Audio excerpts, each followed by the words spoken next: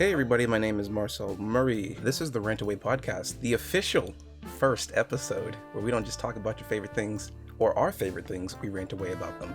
I've got my best friend and co-host with me here today, Money Green. It's cracking, Money. Hello, beautiful people. Welcome back. Hopefully you guys enjoyed the last one. Hopefully you guys enjoyed this one. Thanks for having us come back for the sequel. This is our first and last episode of the season. It's been great. It's been wonderful. We'll see you all in 2025. No, like Money said, the last episode, which was our pilot episode, I think was well received within our circles. And it was fun just to go back and edit some things and hear how it all comes together in the fold. So, and Money and I had a great time after we watched the premiere because, Money, we were basically there like the whole day, right? Yeah, that's what I was going to say. I told somebody, I was like, when we watched the premiere, we could have pretty much, put a microphone there and then recorded that. And then we probably would have had episode, well, this is the first official one, but we would have had the next episode and probably the one after this one already recorded for that day too.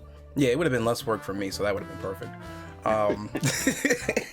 So guys, like before, obviously this is going to be an audio-based podcast, so it's not very visually heavy. Feel free to have us up in the background while you're doing more important things, but we appreciate you being here all the same. So, with all of that hullabaloo out of the way, Money Green, the one and only. Okay. Foaming at the mouth. What you got for me today? Well, I'm not foaming at the mouth, but this one. So I guess we can start off. So originally, this was like we kind of alluded to in the last one. This was supposed to be this is going to be about gaming. This was going to be all about gaming.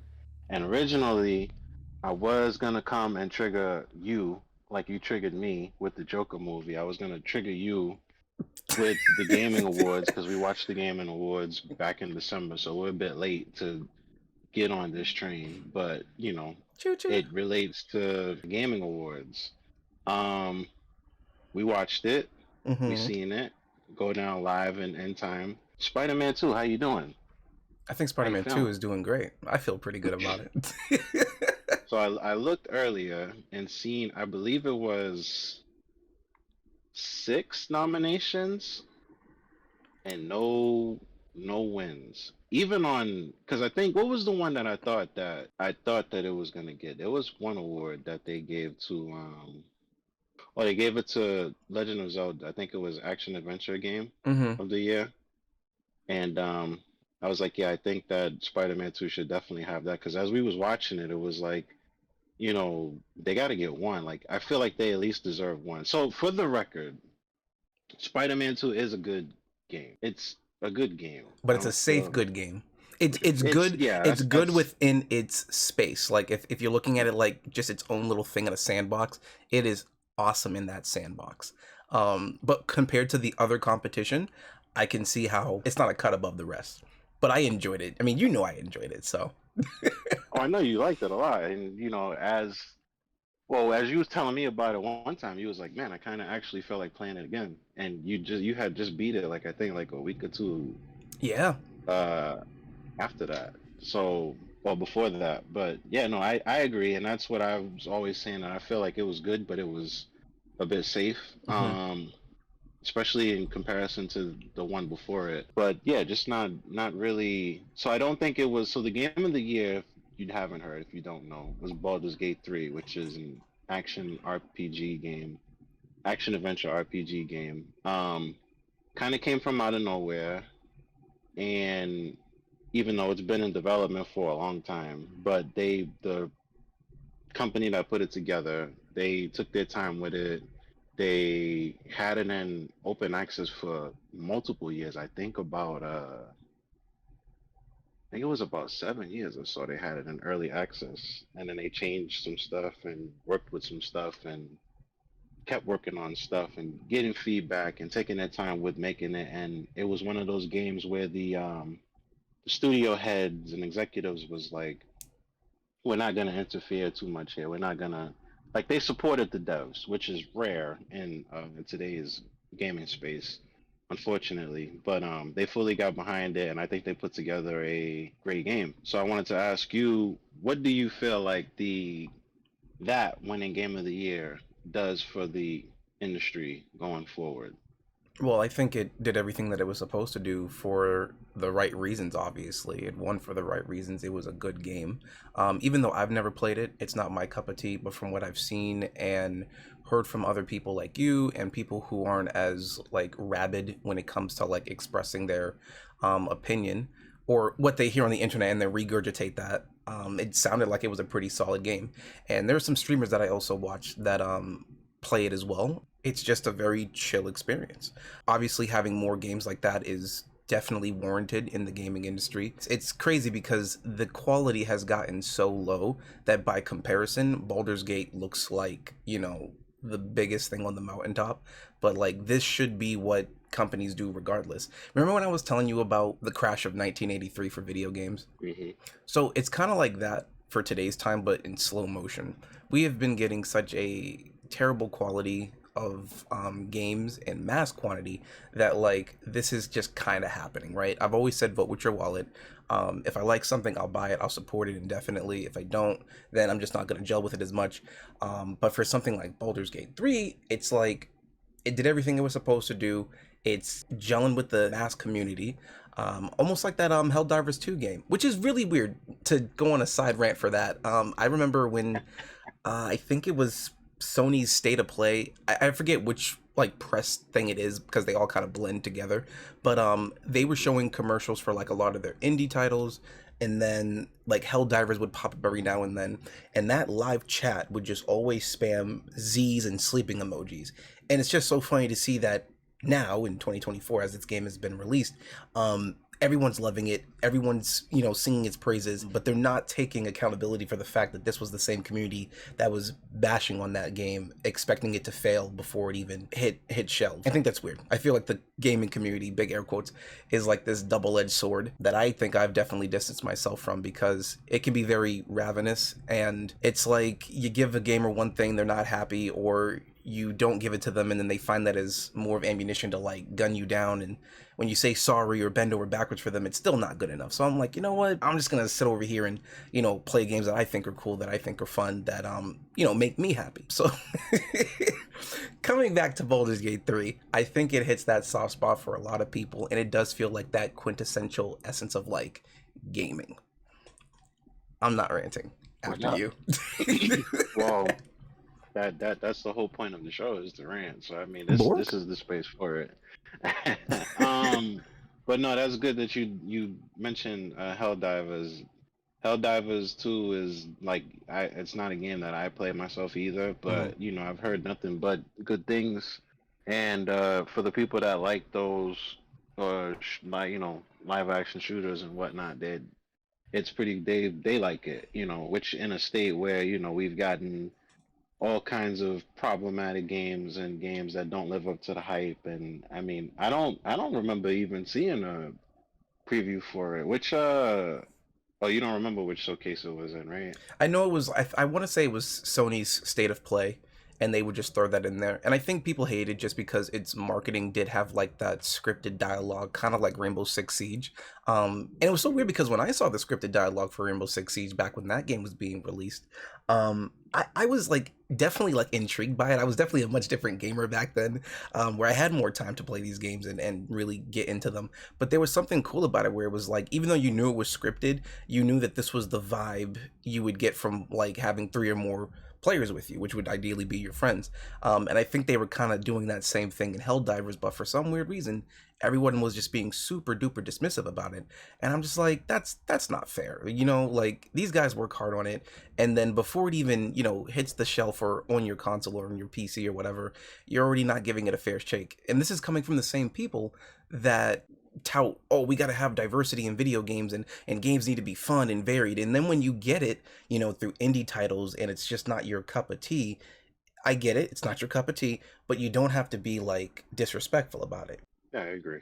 I agree 100%. And you mean, they make games for like everybody, even the ones who like, the mobile games or the, building game or any kind of game. You know what I mean? Like Hmm. everybody, they should have a space for everybody. And that was always kind of the point with it being made, and them being able to make even more games now at higher levels and higher production rates and stuff like that.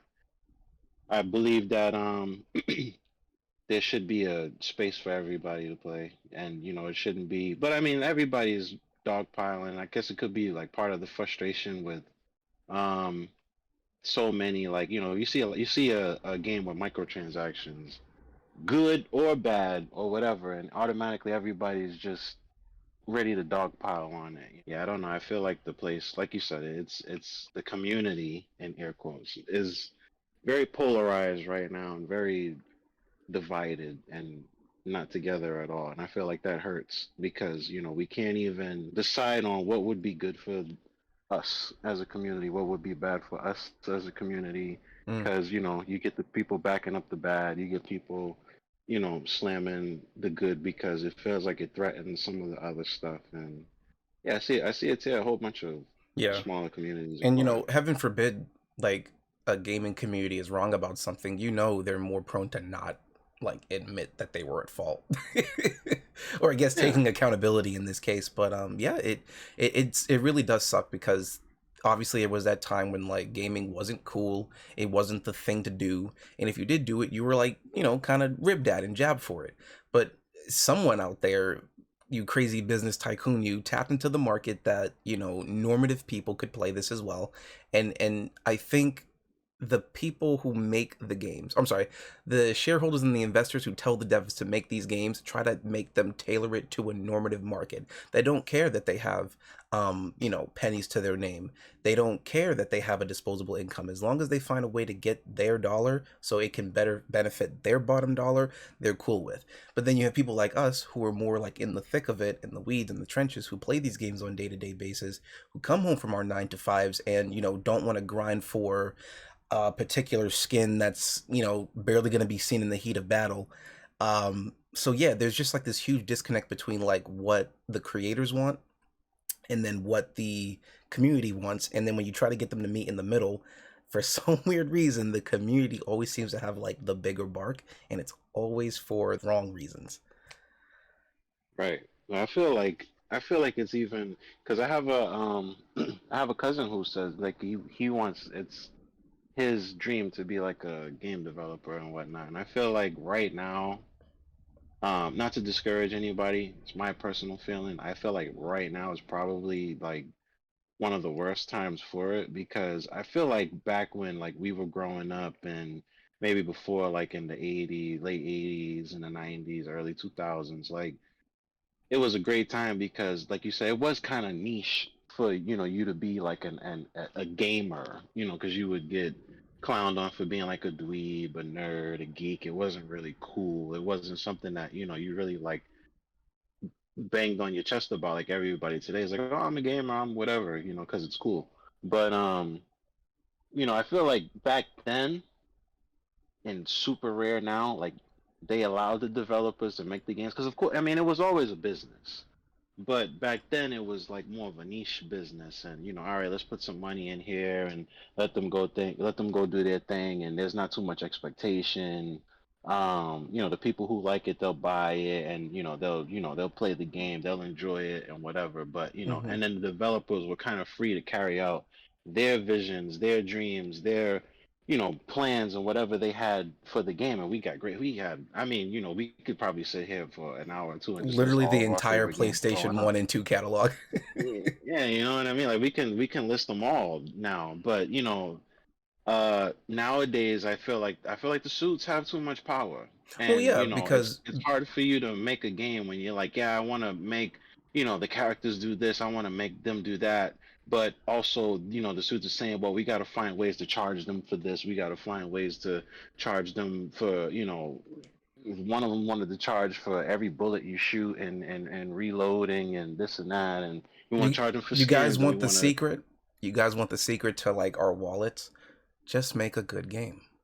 just make It's a good game. it sounds so simple and stupid, but it's like just make a good game. If you make a good game, they will come. Right? Games back in the day were made by people who loved to play games, and they could make it from the perspective of a developer and as somebody sitting in front of their TV playing it.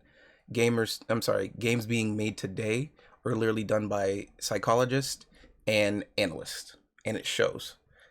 There's only so much Yeah. microtransactions and loot boxes and pings and dings that a person is going to want to take before they get tired and burnt out from the grind. I have people that are loving Fortnite right now, but it came at the cost of like every other game that they really enjoyed playing, that they came home to. People feel like they have to be in a race to get certain things that they want, and that is not fun.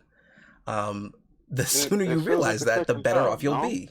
It does. Yeah, it feels like a second job because you got your battle pass, you got your season pass, you got seasons, and if you don't get you got dailies, you got weeklies, you got monthlies. If you don't get your dailies done, you're behind the eight ball and trying to get this done. If you don't get your weeklies done, then you're missing out on XP or you're missing out on this and that. You got major FOMO because there's limited time events and they're not really taking into account of you having a life, unfortunately we have lives, we got to work, we got, to go out and do these things and we can't, you can't 24/7, the game or whatever the case Yeah, may no. be. And it literally feels like a second job. Yeah, you can't demand time from gamers or people just in general, right? You can't demand time from people when what you're trying to give them isn't even warranted.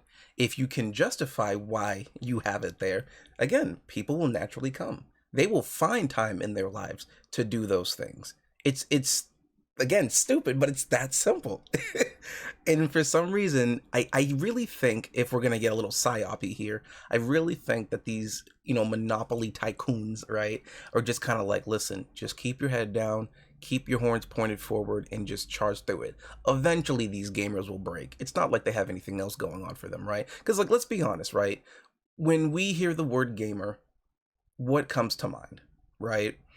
And if you ask that to the Hmm. normative market, they probably got a lot of people pegged in the basement and they're just not in the best of sorts.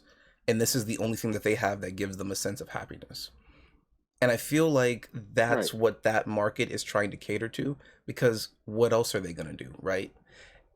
And it Hmm. shouldn't have to be like that, right? Gamers and people in general come from all walks of life, and there is a lid for every pot when it comes to how wide the market is. Like you said, it's it's a bad time to get into it, but at the same time it's not.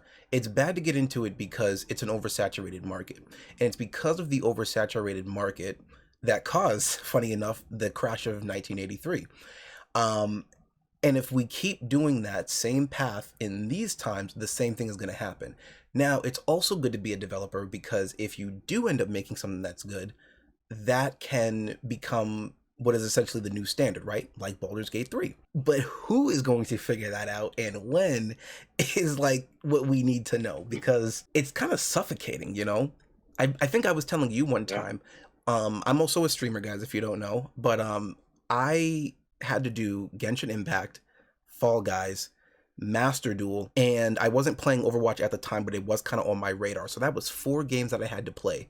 I would get home at 11 o'clock and I would have to stream at 1. I would have about an hour and 10 minutes because, again, I got to relax, I got to recharge. I have an hour and 10-ish minutes to blaze through each game for these dailies and these weeklies and then get ready for stream because I'm playing a completely different game. That sounds like work. That doesn't sound fun. And if you miss on that, you feel like you're behind in something in what you're trying to accomplish and complete. Game developers, Absolutely. and the people up top from them, shareholders, investors, mainly for these two groups, you guys got to do better. It's that simple. I mean, I feel like I don't know, cause I mean, they gotta earn money too, and I get that. I understand that it's a business, but I mean, you're in a really tough spot because I don't know if they're like literally fed. So I mean, me and you, the day, funny enough, when we did the premiere after that, me and you looked into Suicide Squad: Kill the Justice League, that game. Mm-hmm. Oh boy. Um, yeah, we looked into that, and I seen other like because beforehand I didn't really look into like what was going on with it, the developer interviews and whatnot, and the way they talked about it in interviews and stuff like that. I don't know if they were like fed a script and then made to like you really got to sell it, like look like you believe in what you're talking about. Which I mean, it is your product. You did just work on it. Um, so maybe they did, But as many people can see as it's going now, it's not going too well. So Right.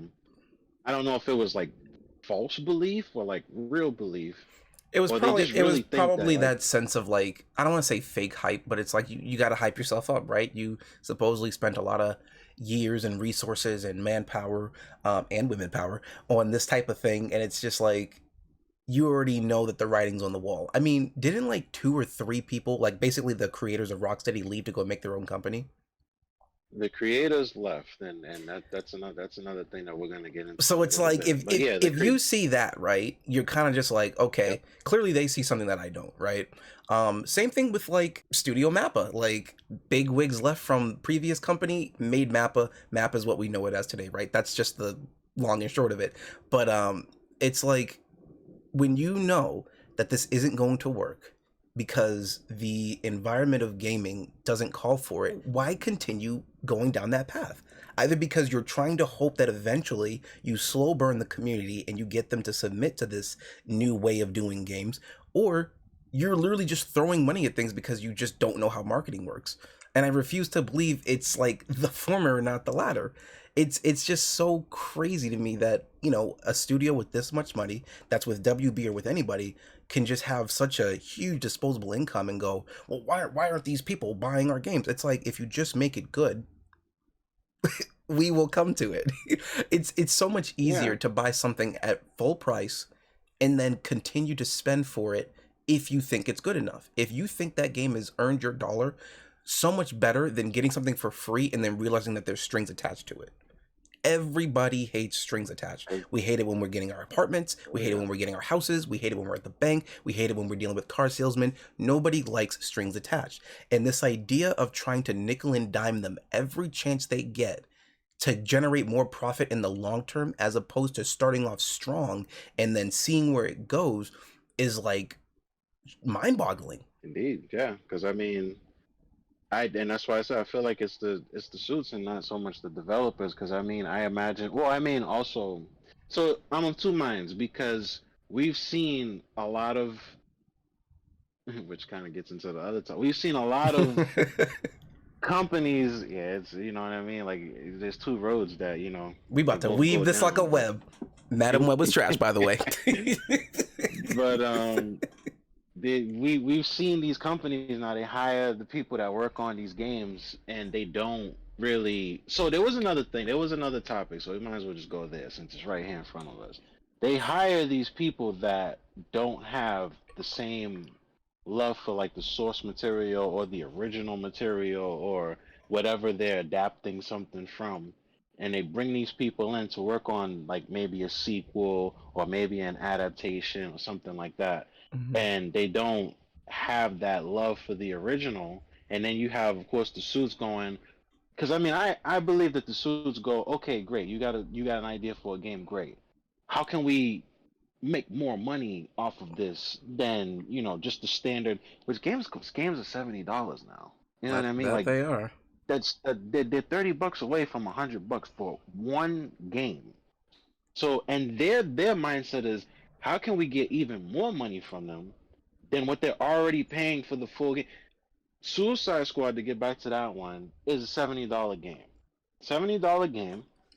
If you wanted to play the game early, which is like you were saying, strings attached. If you wanted to play the game early, I think it was either 3 days or 5 days or something like that. You had to buy the $100 edition, or maybe 100 plus after tax and all of that. Hmm. You had to pay $100 plus for the game, Only to and get the then you game couldn't play early it, and not play be able to and you play. could and you couldn't play it on the first Yo, day I know because this song and the dance. the things was crashing. Well, it wasn't crashing, but they had problems with the launch, and they had to shut the servers down for maintenance. And then they fixed the problem, and then they didn't fix the problem, so they had to shut the servers down again for maintenance. So all the first day, and my heart goes out to those who bought it and took time off or whatever the case may be because they wanted to play the game with their favorite hero, villain, whatever the case may be, or they wanted to play an exciting game, and you couldn't even get into it on the first day, Terrible. and you paid $100 to play early. And then, mind you, when you pay that $100 to play early, you're supposed to get like the legacy skins with all the characters' legacy outfits and whatever. You get kind of like a piece of that, but you don't get the full thing. And if you want to get the full thing, you want to get the full legacy skin, you got to pay an additional, I believe it's like $20 for that. That So now is you're up really a to about, scam. yeah, now you're really up to but you done almost bought the game twice now. If you want to get the game and one skin just to play it a bit, like Just to look at the loading that's menu wild. and And say you can't play this yeah, game at that this that time. that's wild. And I don't believe that that's the developer. Or I pray to God that that's not the developer's idea. I would like to believe that the developers want to go in there and try their best to make an entertaining game with the favorite characters, with the people's characters. Um, and this is built in a universe of the game, the Batman Arkham games that made their studio known in the first place. Right, but it is also on them to, test this game for bugs. Like that's a part of the development process. Now, we could try to throw it at the big wigs and say that they didn't give them enough time to like, foolproof this, but it's like at the same time, whatever time they give you, you got to prioritize that because if that game is bugged, then the whole game is compromised. There's a Well, whole I think you, documentary I yeah, about raising yeah, like Kratos and talking about the process for the hmm 2018 God of War. And there is a good yeah. segment where they're just talking about, okay, we need Kratos to do this thing when the player does this, and it's not doing that thing. If we don't get this part done, then but everything else in the game is just going to be off by comparison. Every little meticulous piece that makes the game has to be in sync with each other. Otherwise, it's gonna be trash, especially with a game that's live service where it's constantly doing things in motion in real time. They Yeah. gotta do better. But I mean, because I think I've read that like QA testing is like all but minimalized or forgotten or whatever. I think that, and this is the unfortunate piece of getting updated games and stuff like that, where they took what should be a good thing for the consumer and they perverted it into something that they can just use to get more money or whatever the case may be. Um, they rush things out, undercooked, unprepared, whatever, and then they figure, oh, we can just fix it later. We could fix it. That's why every game that gets released now has a day one patch. Some of them have a day zero patch or a day two patch, day three patch, and the first big patch after the release. Like these are things that should come down as fixes for big bugs that you couldn't catch, or maybe something that a Right. player can Because to have a exploit. patch already ready to go tells us that you knew that this was here and you're trying to get ahead of it while also trying to release the game at the same time. Just make the game, test it, Q&A first before you release it to the mass public, and then go from there. It's so weird. Like, I know you can't, like, I mean, you can die from gaming if you don't take care of your body, but, like, if you're looking at it like how the FDA approves its things, before they even Hmm. give it to the mass, they test it. Rats, rhesus monkeys, any other thing that has similar DNA to a human being, as close as possible, and then they give it to the public. There's none of these, Yeah. oh well, it might kill you. Side effects may include all of these things, but we'll tell you after you put it in your system. Like, no, tell us before you release it. And then the product Yep. will be good, and then the people will come. Yeah. It should be simple like that, but unfortunately, I mean, I'm even sure with like medicines and stuff like that, they try to find ways to skirt around the official process if they can. Well, yeah, I'm sure that's Um, just because they don't want people who took it to sue them, but that's yeah, all they gotta legalities. watch out for that. But I Yeah. mean, like, I mean, if you want to talk about my game, Cyberpunk. Cyberpunk came. We know what that game was like when it first came out. I Yeah. know from experience. You saw it and heard about it. Um, and then even like Suicide Squad on release and other games, No Man's Sky, um, all these other bigger games that came. What's the Starfield? Starfield. Starfield.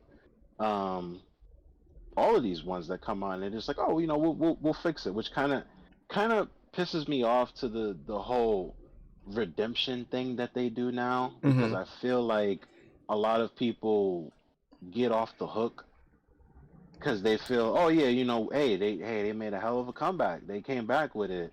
It's all good, and then they made it exactly what it should have been at launch, so it's all good. Let's just forget the bad launch, and it's like, no, because if we forget the bad launch, then when the next one comes out, everybody's gonna do the same thing. You're gonna have massive pre-orders, and they're gonna get that money, and then it's gonna be, oh, well, the game sucked and it was bad. Well, yeah, because you bought it before you even received the product, Yeah, before you and saw the and even product. and even more so with No Man's Sky and Cyberpunk. And again, if the devs knew that Suicide Squad was going to be just a complete mess that was bugged and was unplayable, which we obviously know it wasn't, it still was playable once they got over that out the gate hurdle.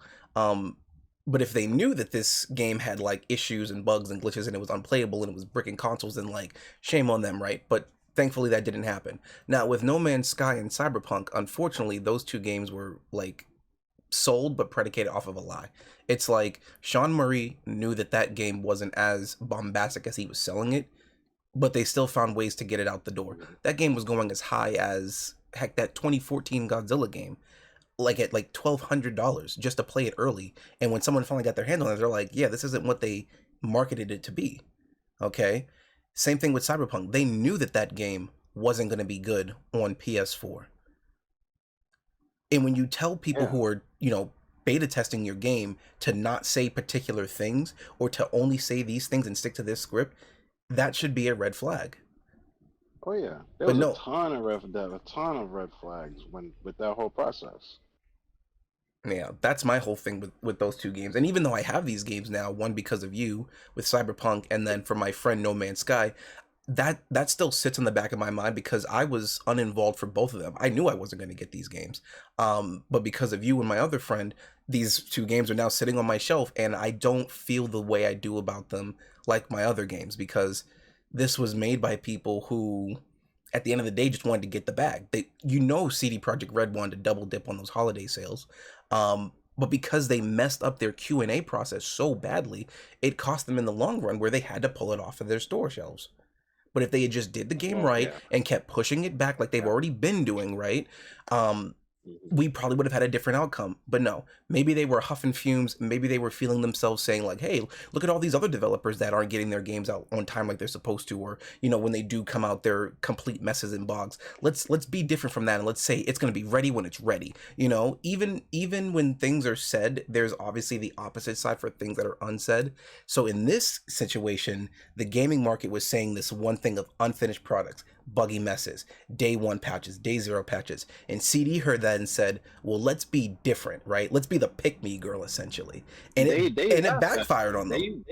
They used to make fun of them. I mean, you know what I mean? Like I bought in to CD Projekt, which is why I don't really buy in anymore. And I mean, I will say that, I feel like the whole thing that got me on, blaming the suits, which is investors and executives and whatever, comes from my knowledge of what happened with CD Projekt Red because they was kind of open about everything that happened now. But yeah, I bought into them because they were the ones that was saying like, yeah, look at all of these other companies that are doing this and not having that, and making you pay for stuff that should already be in the game, and this and that with The Witcher 3, which from what I didn't get it at launch, so I don't know how it was at launch, but I Mm-hmm. heard that it did have a rocky launch, but they quickly sorted it out, and then by the time I got around to the game, it was a full game, it was a good game.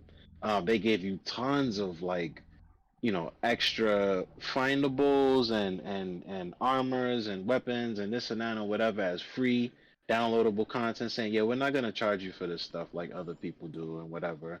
We have these two um we have these two add-ons, which is story content, and we're going to make it, I think it was only like 15-20 bucks, and it's like a good, if you're just into doing it for the story, it's an additional like 3, 4, 5 hours of story, and then a bunch of extra content for the people that want to fully complete it or take part and explore everything and whatever, for both of them.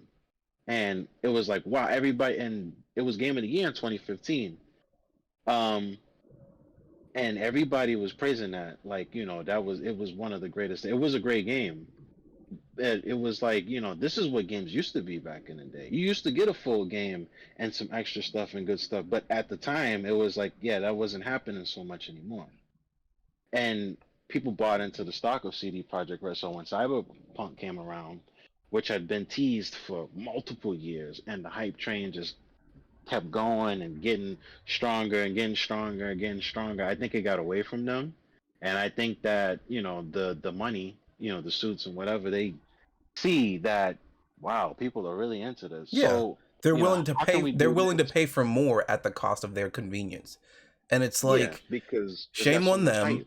and shame on the gaming community for not reeling in those expectations and tempering it. Like it definitely goes both ways. But man, did CD Projekt not deliver? Yeah, they completely lost. I mean, what it should be is a very cautionary tale, but because of the recovery, I feel like, and the way the world is so much of a "what have you done for me lately" kind of world, um, they forget. A lot of people are gonna forget that Yeah, recency bias how is that game. definitely like up in this generation right now. Yeah, because I mean, I hear all of the excitement for, oh, they're already working on the sequel to Cyberpunk, and oh, The Witcher 4 is being, and it's like, man, if you go back like before the anime came out, if you go back like 2, 3 years ago, people was like, yeah, I'm not buying The Witcher 4. I'll get that on discount, or nah, they're gonna have to show me something, or whatever the case may be, because they all had the bad taste from the launch in their mouth. And now it's like, oh yeah, I can't wait for the new Witcher to come out. Oh man, Cyberpunk 2's looking real hot. Da, da, da, da, da, da. We don't have any details on the game yet, mind you. But That is everybody's already, crazy and scary at the same time. you know what I mean? Like it's just a complete flip because yeah, they bounced back, and I'm happy they bounced back. If anybody got into the game now and they didn't know anything about it, if they didn't see it or whatever the case may be, and they're enjoying their time with it, that's awesome. I'm very happy. But I mean, and I'm not trying to say that they should be punished forever. Nobody should buy their games or anything like that. You're allowed to make mistakes, but I mean, you're right when you say that it also has to be on the gaming community. Like we have to start exercising more common sense and doing your research and not going for all this okie doke, which Right. is what a lot of people do because when we let them off the hook like that, they feel like they can get away with it. Yeah, they're mad at us for now, but if we fix it and we dedicate to ourselves to it and They'll this and buckle that and whatever, eventually. yeah, they'll forget about it because they're stupid, and we can just take their money, and that's what they feel. That's how a lot of them Guys, feel, just and it's question sad. question everything, even your own comforts. It's gonna hurt at first, right? Because who doesn't like to question their comforts? But the more you know, the better off you'll be. And especially when it comes to your hard-earned money, you need to pay attention to where that dollar is going. Even if you know it's gonna go into a money pit like a loot box or a microtransaction, at least you know where it's going. Versus them just siphoning it from you and you not paying attention because you're looking the other way. Question Yeah, everything. It is that simple. and really like really make sure that like they deserve. Like I don't mind people being like, oh, you know what, I really like this. Like remember how you got the Boston Uprising skins for the Overwatch characters, Yep, $216. which a few years ago I would have laughed at you about that, a la the statue story. Mm-hmm. But now it's a good game. It's a game you love, made with love and care. It also won Game of the Year in 2016. I didn't even know that, Oh yeah, but Overwatch was legit. it won Game of the Year in 2016, and it was a good game. It revolutionized things. Um, and all of that. So if you wanted to put your money into that and spend some on some skins and spend some for the things that you like in that game, no problem. That's perfectly fine. But when you throw your money away on the same product over and over again because they just reskin some things. I'm looking at you, Modern Warfare 3, um, or when they make a bad thing and they try to tell you on it being good or don't worry about it, we'll fix things later, we'll make things better later. You just trust the process or whatever the case may be. Like you just let them get away with it, and then it's just gonna create a market where they just keep doing that. Yeah. What started this whole microtransaction thing? What would you say it was horse armor? Essentially, yeah, the hearse armor from Skyrim. People realized that people are willing to pay for something in the game after the initial stand up price of, at the time, $40 for a Xbox 360 game or a PS3 game, PS2 game, right? But it was that idea that, like, hey, someone will pay for this after they've already paid for it. And then it just went on Which is from there. terrible. It is Yeah, terrible, but it's which is terrible. also ingenious because, again, like with anything of creation, it's like if that person doesn't do it, someone else will, right? And then the person who had the idea is going to be kicking themselves all the way to most likely the bank to get a loan because they didn't capitalize on that idea first. I can understand that part of it, but there are certain things. I mean, not to get like super duper philosophical, but like there's certain things that when you meet, cross, or see the threshold of from like many, many miles down the road, you do need to ask yourself, are we as a species able to handle this type of thing? Oppenheimer, right? When that bomb was made, Mhm. they literally were like, we can't go back from this. Same thing when the first gun was created. Certain things are going to be made with the best intentions, but those things always end up falling into the wrong hands.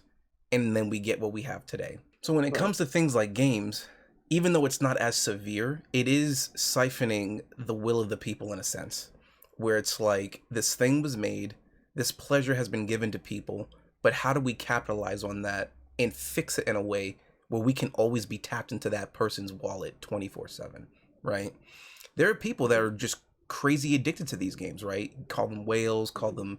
call them whatever you want, right? But to us, we see that they're addicted to it, but to an addict doesn't see that they're addicted to something.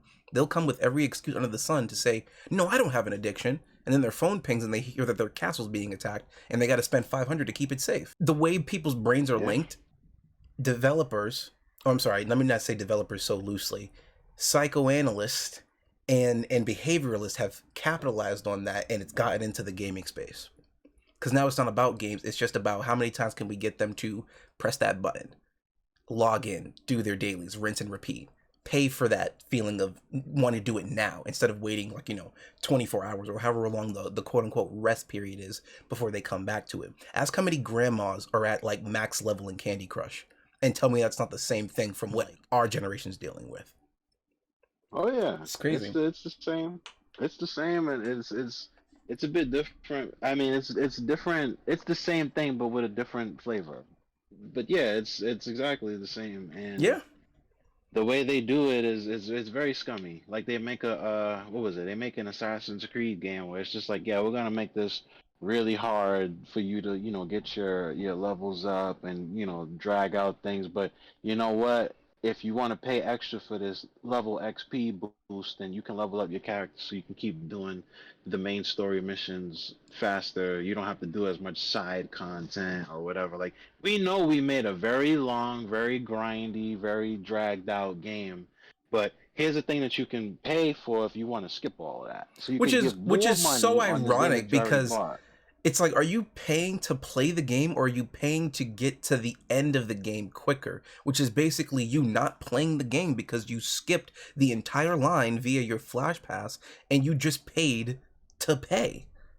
And for some weird reason, Yeah, depending on but how you say it to gamers, they don't see that connection. But it's well, so I think it's just obvious. in a way because I mean, to me, like it's kind of like when somebody asks me like, what do I want to do in a game? Like I'm there for the story 9 times out of 10. Hmm.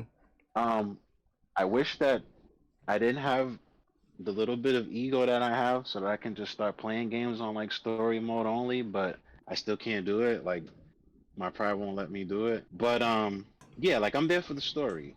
So people that are there for the story and they want to play the main storyline or whatever the case may be, the companies know that and they're going to be like, "Okay, listen, we're gonna make a game where there's like 20 main quests. They're interesting, they're good, they get the most attention. And then we're gonna put in like 120 side quests, which may be the same thing over and over. Go here, kill this person, go back, run all the way across the map, pick this thing up, bring it back. Run over there, fight these enemies, take this thing from them, bring it back, and those things take like 30 minutes each, 20 minutes each, whatever the case may be. But you're getting minuscule XP so that you can get your character to the level so you can do the next main mission or whatever the case may be, right? Yeah, it's And they'll all say, it's all well, tasks. if you wanna skip all of that, you can.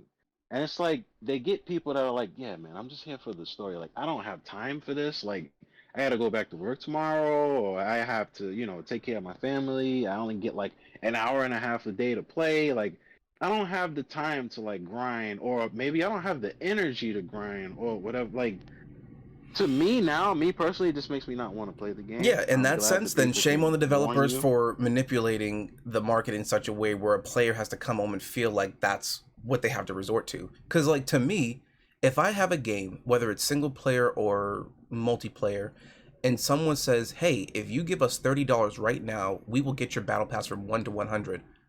I'm going to go, then what's the point of me playing the game?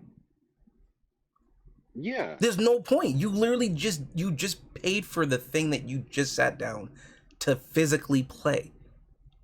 What is the point?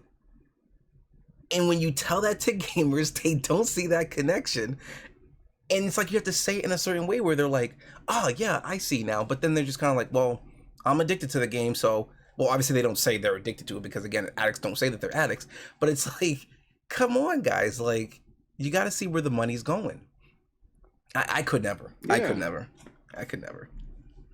I could But never. they that's how that's how they make them now, and it's just that's why I said it's like really sad because I mean you really, and I was talking about it with a friend of mine the other day. It was like, man, I cannot remember the last time like I played a game where I actually like could not wait to just get back on that game or whatever the case may be. Like I'm thinking about it at work, and it's like, yeah, I just want to get to the crib so I can get back and play this or whatever the case may be because they're all kind of like draggy and grindy and this and that, or you go to the main menu and they're telling you to buy this and buy that, and this is on sale and that is on sale, and it sucks Yeah. what they've done to the hobby. Everything just But feels like a I mean, casino now. yeah, or like like it was funny because like when I used to, I know this is getting ready to upset you. When I used to play like sport games, I used to be like, man, what would it?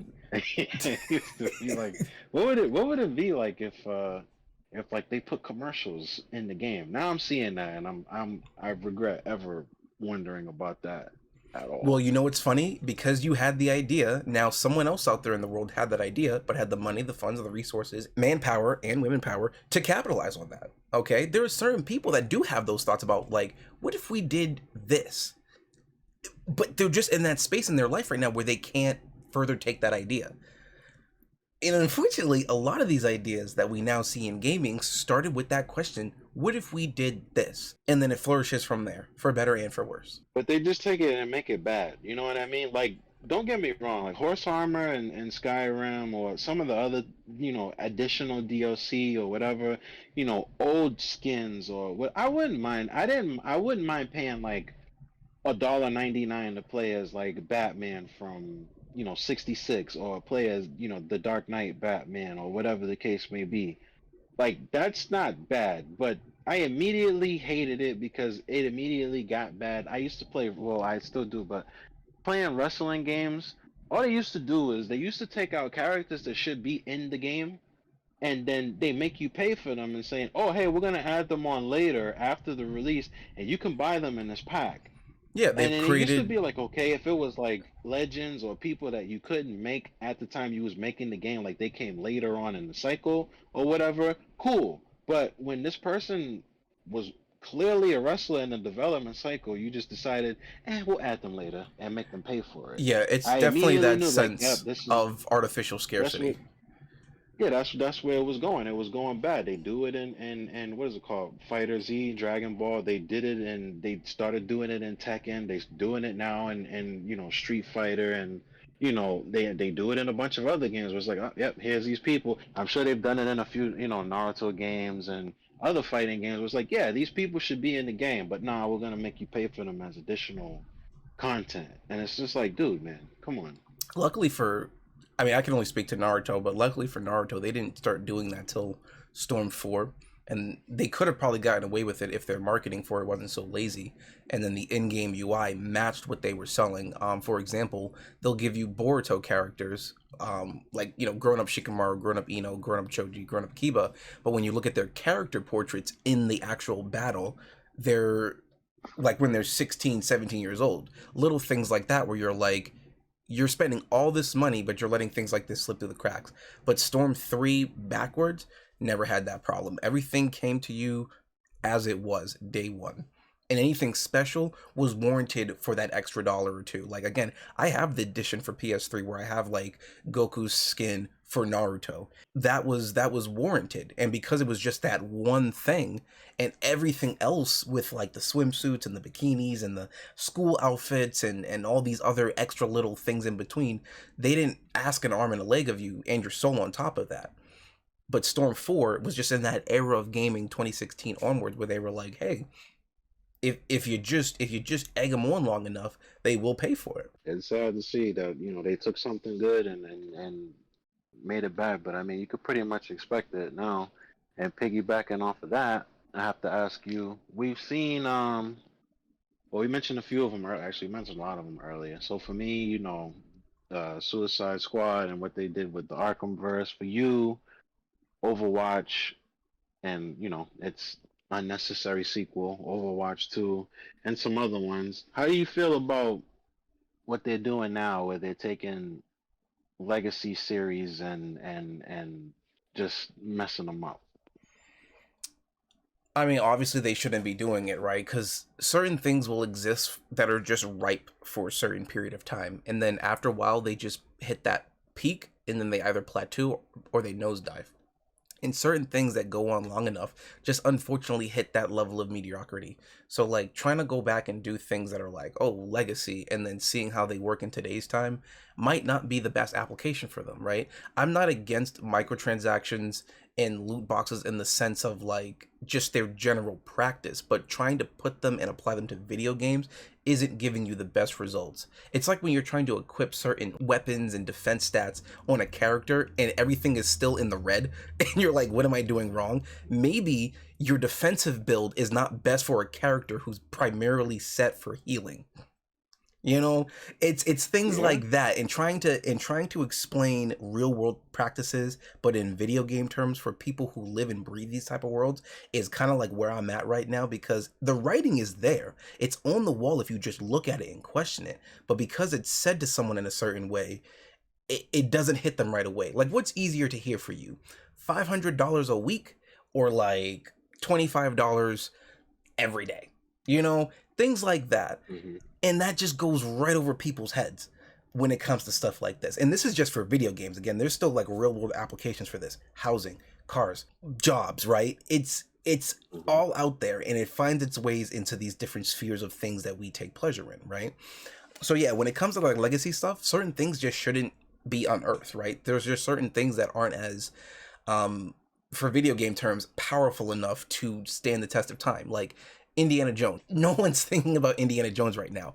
Garfield, Marmaduke, Joaquin's the Joker, It's just like certain things just don't have that staying power like they think it does. I was talking to my friend the other day about we watched Winnie the Pooh, Blood and Honey. Terrible movie, right? And this weird idea that everything that is this cutesy, wholesome, beloved thing has to now be horror, and by that it'll make it more mature, is a ridiculous way of thinking.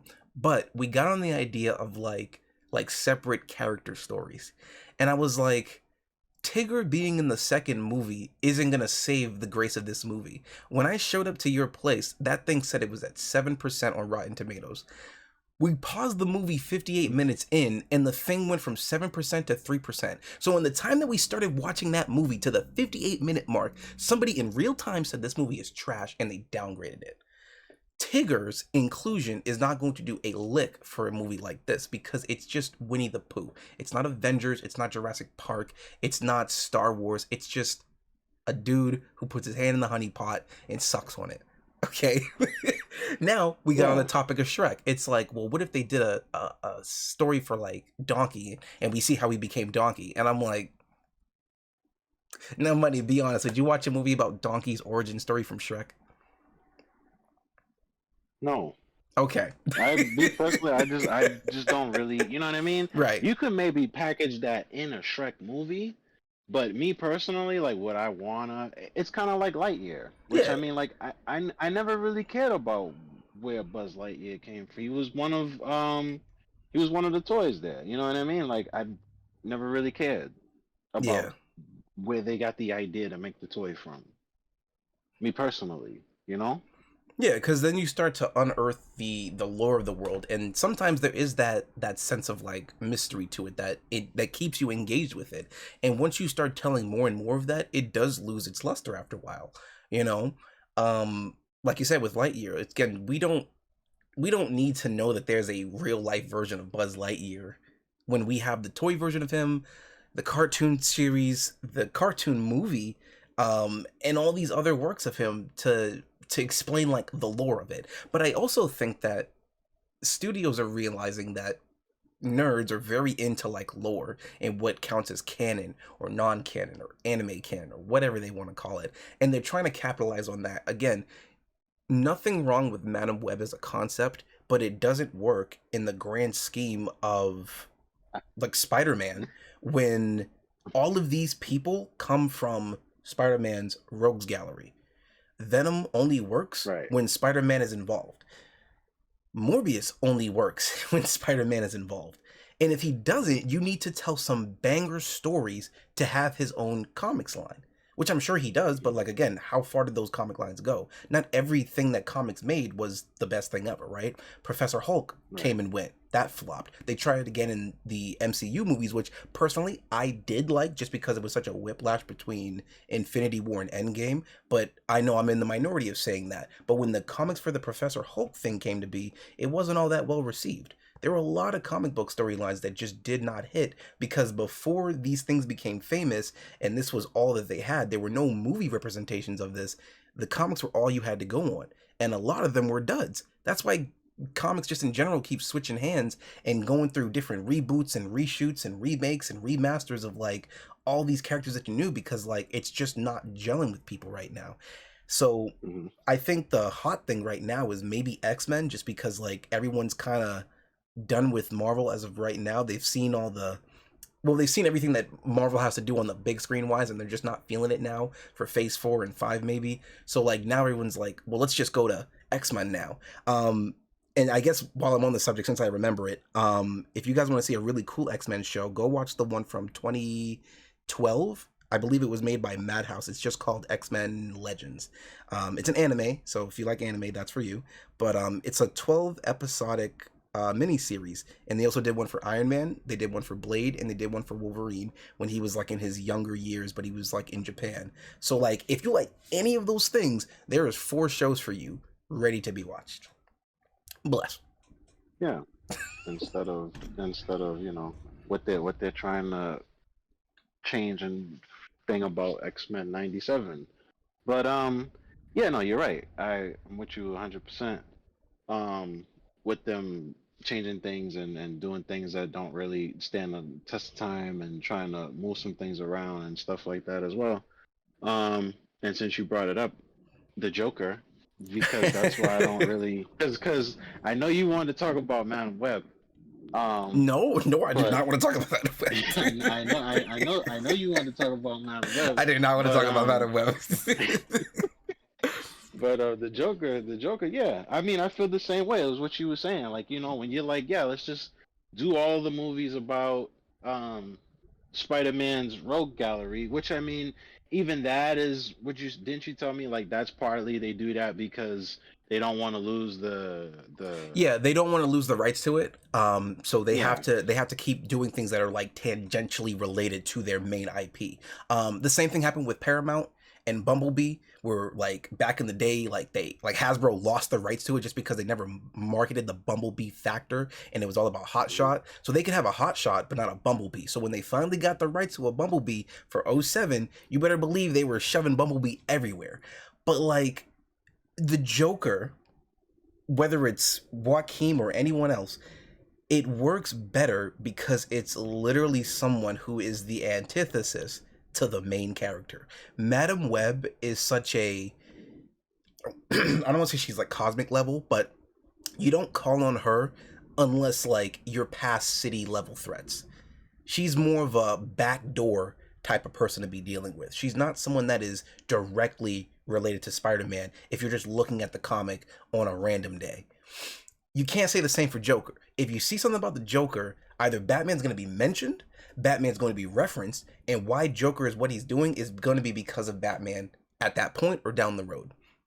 Right, which And is my problem with that movie because they did a movie about the Joker when the person who would be Bruce Wayne is a boy. He's he's pre his parents even being murdered yet, and we're making the Joker, which means so see I have problems with the movie and the story that it told, and I have problems with the creation of the movie because from the very jump, anybody who knows the Joker and reads comics or knows the character or whatever will tell you he doesn't want an origin story. He doesn't believe in a solid origin story. He don't even really know his solid origin story. You know why? Because if you watch The Dark Knight, right? And now I'm ranting. If you watch The Dark Knight, every single time he does the whole scars bit, how he got those scars, it's a different story. And it took me a couple of watches to get that. Oh, they're playing off of when he said in the comics that if he'd rather have an origin story, he wanted it to be multiple choice. Nobody's supposed to know how the Joker came to be. right, I so don't even with I don't I don't so even think he knows how he came to be. right, So to so by make that a logic, movie based on his origin, it goes against the character in the but first place. but the fact that there's multiple takes of the same character with different origin stories. You've got the Dark Knight, you've got him and Joker, the one where he shoots Barber, the Killing Joke. I mean, that was kind of like the cemented one. Even though it's not like the definitive backstory, at least you kind of know how he went from a regular dude to bleached skin. There's like at least Yeah, a lot of multiple, people are like, yeah, right, but there's multiple yeah. versions of like how he became the Joker. So this Joker movie is more or less just going into the fold of his, well, rather have multiple choice, right? Some people are probably going to see the Joker movie as like definitive, but there are also other people out there that are going to see the Dark Knight as the definitive, the Killing Joke as the definitive, the Clown Prince of Crime who laughs. Like, he's got multiple origin stories. He's Yeah, good. but all This of was those just another origin telling stories, of it. nah, because all of those Wow, origin, this guy. all of those, all of those origin stories are told in a Batman movie. You feel me? Like they're told in a movie that is not solely focused on telling Joker's. Because I mean, even if you go to the animated realm, the Mask of the Phantasm, where he Mhm. was just a regular gangster, and then he just so happened to evolve. I like that one. I like the Dark Knight. You know what I mean? Like I don't mind hearing a version of Joker's origin or somebody thinking they That's what the figured it movie out. was. It was a version of his origin Nah, story. the movie was because that's what I'm saying. I sat there and I watched that movie, and my boy was with me, and he fell asleep. That's his problem. I sat there and I watched that movie, and I'm like, so you mean to tell me in this movie, and then I went there operating in good faith, mind you, but I'll get back to that in a minute. I went there and I watched that whole thing go down, right? And then the Mhm. whole thing, everybody likes that's you want to hear a joke, Murray, or whatever the case may be. Mhm. That Joker is not even a villain. If anybody told me that the Joker became the Joker because of all of that guy went through, I'd be like, yeah, he's no villain.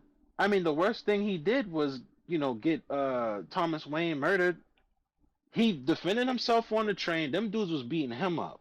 And he shot one of them because they was beating him up. Um, and all of that, like, you know what I mean? Like that doesn't make him a villain. The Joker's a homicidal maniac. I mean, he did kill Where's someone that? live on TV. Is that not Where's homicidal? that guy? Yeah, because the guy brought him on there with the sole express purpose of humiliating him. Right, and he paid the price And for it. that's what I'm saying. That's not that doesn't make him a villain. Like you can Because understand that. villains are willing to cross the line, and the fact that Batman lost his parents and chose to galvanize the embodiment of justice, Joker decided to do the same thing after how the world treated him, but become the embodiment of chaos. But Yeah, I but don't the whole see joke. that Joker movie as the definitive of his background. I just think it was an interesting Elseworld take of how this character comes to be as we know him. And you know what? I was fine. That's why I said I operated in good faith because I said I was fine. I was like, you know what? I'll sit on my feelings. I'll put Guys, them to the please side. don't talk in the comments about the Joker movie. I beg of you. I'm banning that word. I'll put my feelings aside. I'll ignore it. I'll whatever. It's an Elseworld movie. I just didn't like it. I'll sit on it. And they promised, right? They said this is a one-off Elseworld movie, and I was like, okay, fine. But guess what's coming out soon? What, they're doing a sequel? Yeah, they're doing a Right, sequel. but if it's still an Elseworld story, then it doesn't matter if it's a sequel or a And trilogy. then there's rumors about maybe they tie this Joker in with Robert Pattinson's Batman. Well, hey, Maybe. maybe Patterson's Batman is also an Elseworld. You know how many Marcell. Batmans there are? Listen, listen. It's gonna be okay. It's not gonna be okay. It's not okay. How about a It's joke, money? it's not okay. No, because that's what I'm saying. But anyway, yeah, no. I mean, me personally, it was a movie to me that did need to be made. Um, just like Madam Web didn't really need to be made. I don't really know. Like, there's no narrative that was told in that movie. If anything, it added more questions than answers from what I know of it. Oh, absolutely. And if But anything, Madam it Web should have takes been thrown into like No Way Home. That would have made more yeah, sense. But it takes place in like 2003, and they can't say Peter Parker. They can't say his name. But the when they allude to the people that him being born or whatever, if he's born in 2003, and this is in the Sony verse, it can't be Sam Raimi's Spider-Man because he'd be too young by the time he gets his powers. right, By the time he's like 16, it's what, 2019? yeah, So that doesn't work. If you're trying to make it Tom Holland's Spider-Man, maybe. maybe But I right. But mean, because they never say definitively, they know that we're left to always be talking about it, and by that alone, it's in the public sphere. Here's how I saw it when I watched it, because I already knew the movie was just not going to be to that level of quality like Iron Man onwards to the end of that arc. You know those studio pitch movies that guy does on YouTube, right? mhm. Okay, so think of it like that, where it's like, okay, we've got this person in the forest discovering a spider. We don't know why they're looking for it other than like some vague, it will cure whatever I have. It's kind of like, so we're doing this thing and something, Madam Web. That's what the movie feels like. And because I knew that going in, I'm not going to treat it as like seriously when it comes to critiquing it for how good it is. I know it got to the finish line. I can recognize that they didn't even flesh out the foundation, and everything else after it is going to fall short. And fall short it did. But when I watched the Joker movie, I already am coming into it knowing that this is not the definitive take, but this is the director's idea of what it would be like if they had a go at the character. It's kind of like that Spider-Man Lotus movie that came out. That thing was made out of, unfortunately, spite and ego. And even though the kid who directed it I think he's a competent director, but when you're making those things based off of those feelings, you're gonna really come up with a tainted product. He didn't like how the MCU portrayed their version of Peter. So he said, well, I can do it better, only to then make his movie, and it was just unfortunately boring because he was being spiteful about it and he was being egotistical about it. Yeah, it was boring. It had a lot of production problems.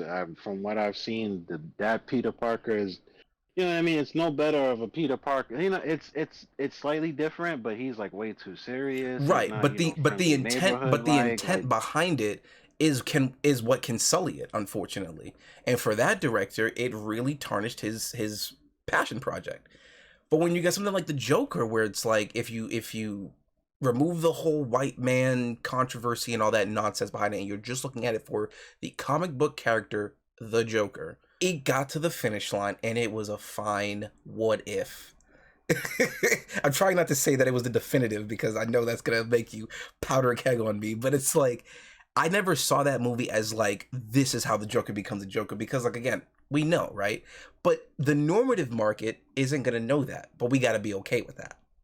Well, I mean, we don't know, and that's the point. I mean, we know, like, We as in know we that that is know not how hit. sometimes, yeah, We know we've that that's not how seen, he becomes the Joker, right? Maybe certain elements we are there, but yeah. we know that that's not him, right? We know the history in that regard, that there's many layers to this character. But to the normative crowd, maybe they just want to see this one take of him and that's it, right? And that's okay.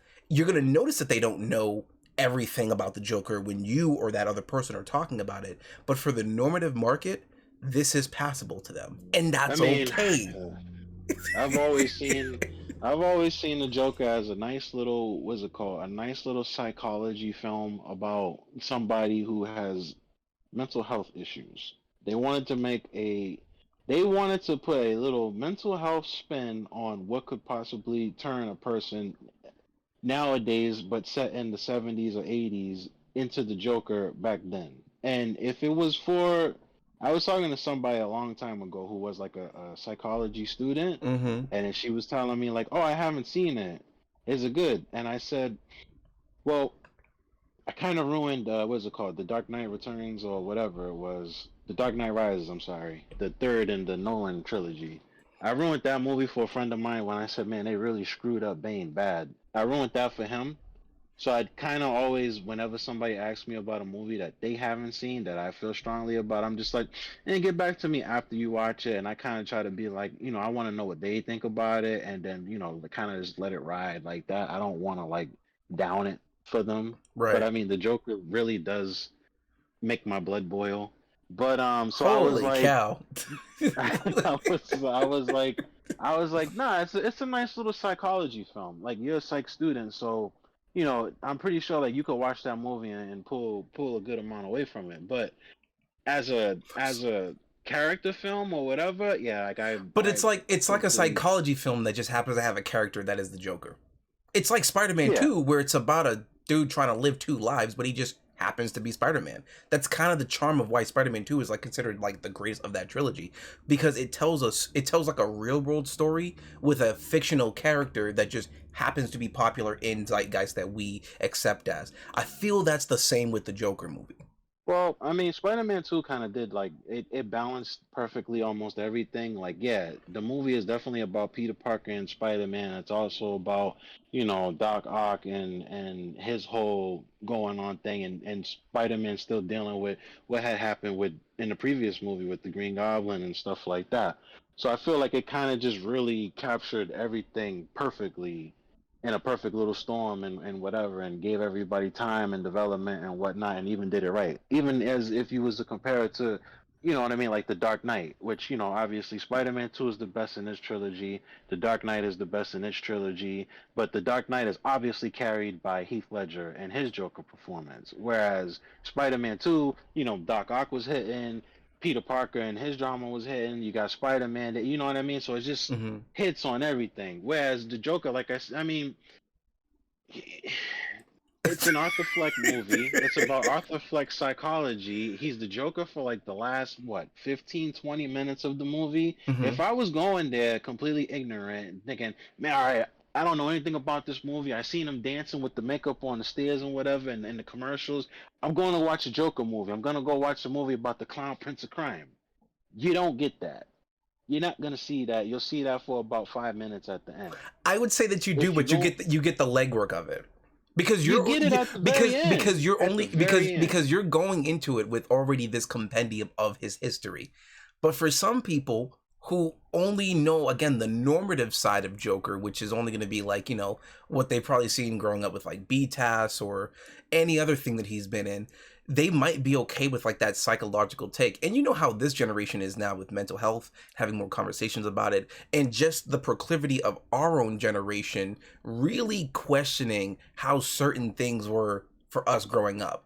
Like, does Lightning McQueen have car insurance or life insurance? Right? That's our generation. So to see that in a movie where that conversation is becoming more and more prevalent, I would say Joker put they put the chip in that kit at the right time. Did it yield the best results? No, but at least the stat bar wasn't in the red, it was in the green. Because people are still talking about it, like us, after this movie came out. You know what I'm saying? Man, this movie really makes you go. Wow, lesson It's learned. my it's my trigger word. The only thing I'll give it is this. Unlike like Star Wars, where people are like, man, listen, if you I can do my like uh college dissertation paper on like the dual personality of Anakin and Darth Vader or whatever the case may be, and all of this. When I'm like, I don't really think it was all of that for George. I think he just wanted to make his space samurai wizard character in Mm-hmm. his movie. That was all he wanted to do. And if these other people can draw so much from the mentality of the character or what they think the mentality of the character was, great. But I think he just wanted to have a space samurai wizard.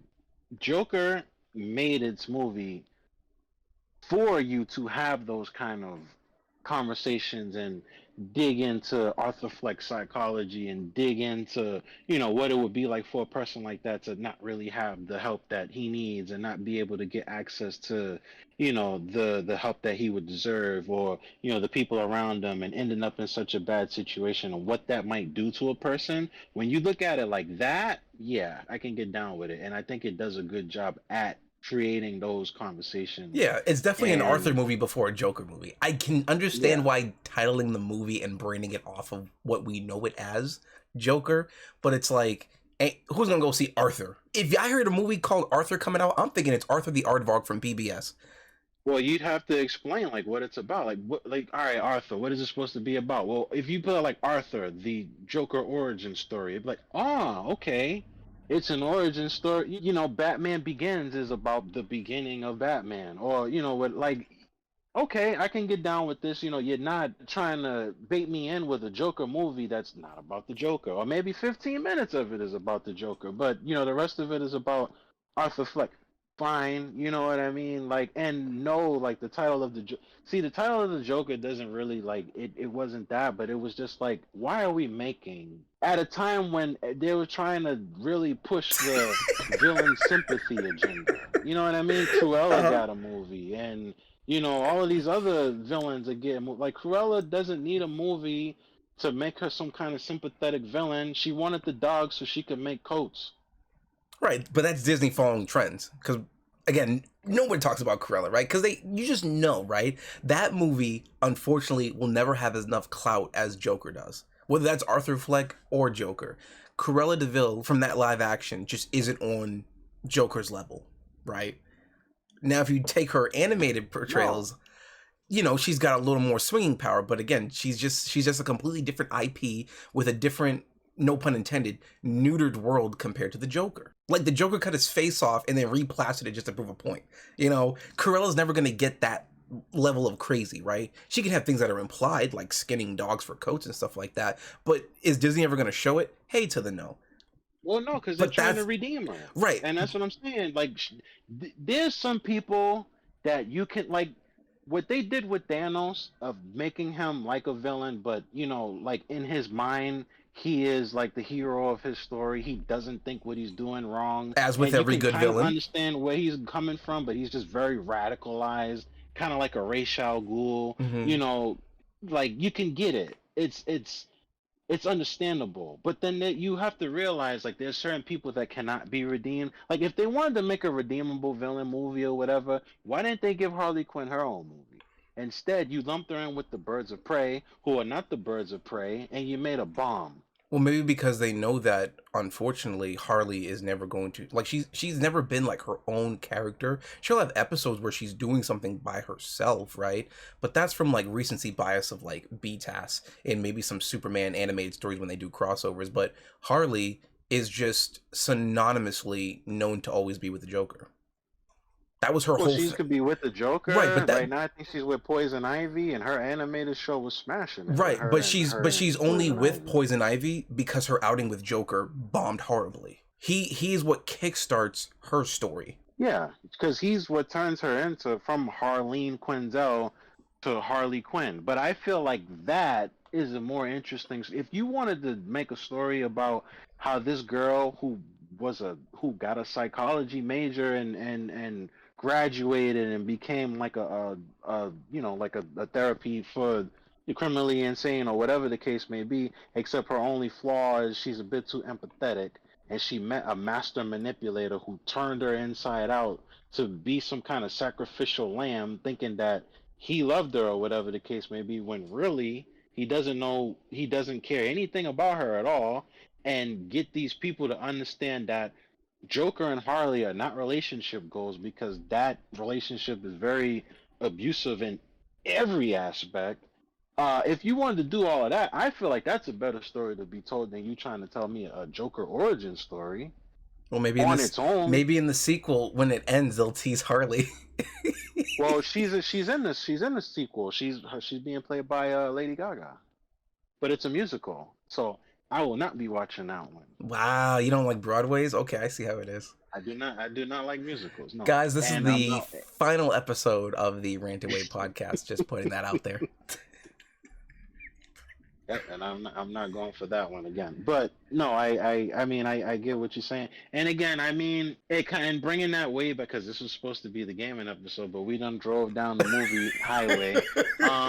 But bringing that back to the gaming thing, if they want to make these stories about these characters and change things and do things, or make your redeemable villains or whatever the case may be, I feel like they should start to create their own characters and tell those narratives, instead of telling those narratives through characters that already have established stories or established connections with other people and stuff like that. That's my personal opinion. Instead of ruining, storylines and stories and movies and remaking and remastering and rebooting things, that they should just make their own characters and do it like that, instead of you ruining other things, in my opinion. I wonder how our parents felt when, I mean, they probably didn't care as much, just because they were probably busy keeping the height of the country where it was. But like when they see reboots and remakes, but it's in our generation and that's our first of it. Like again, luckily we had Kevin Conroy as our Batman, right?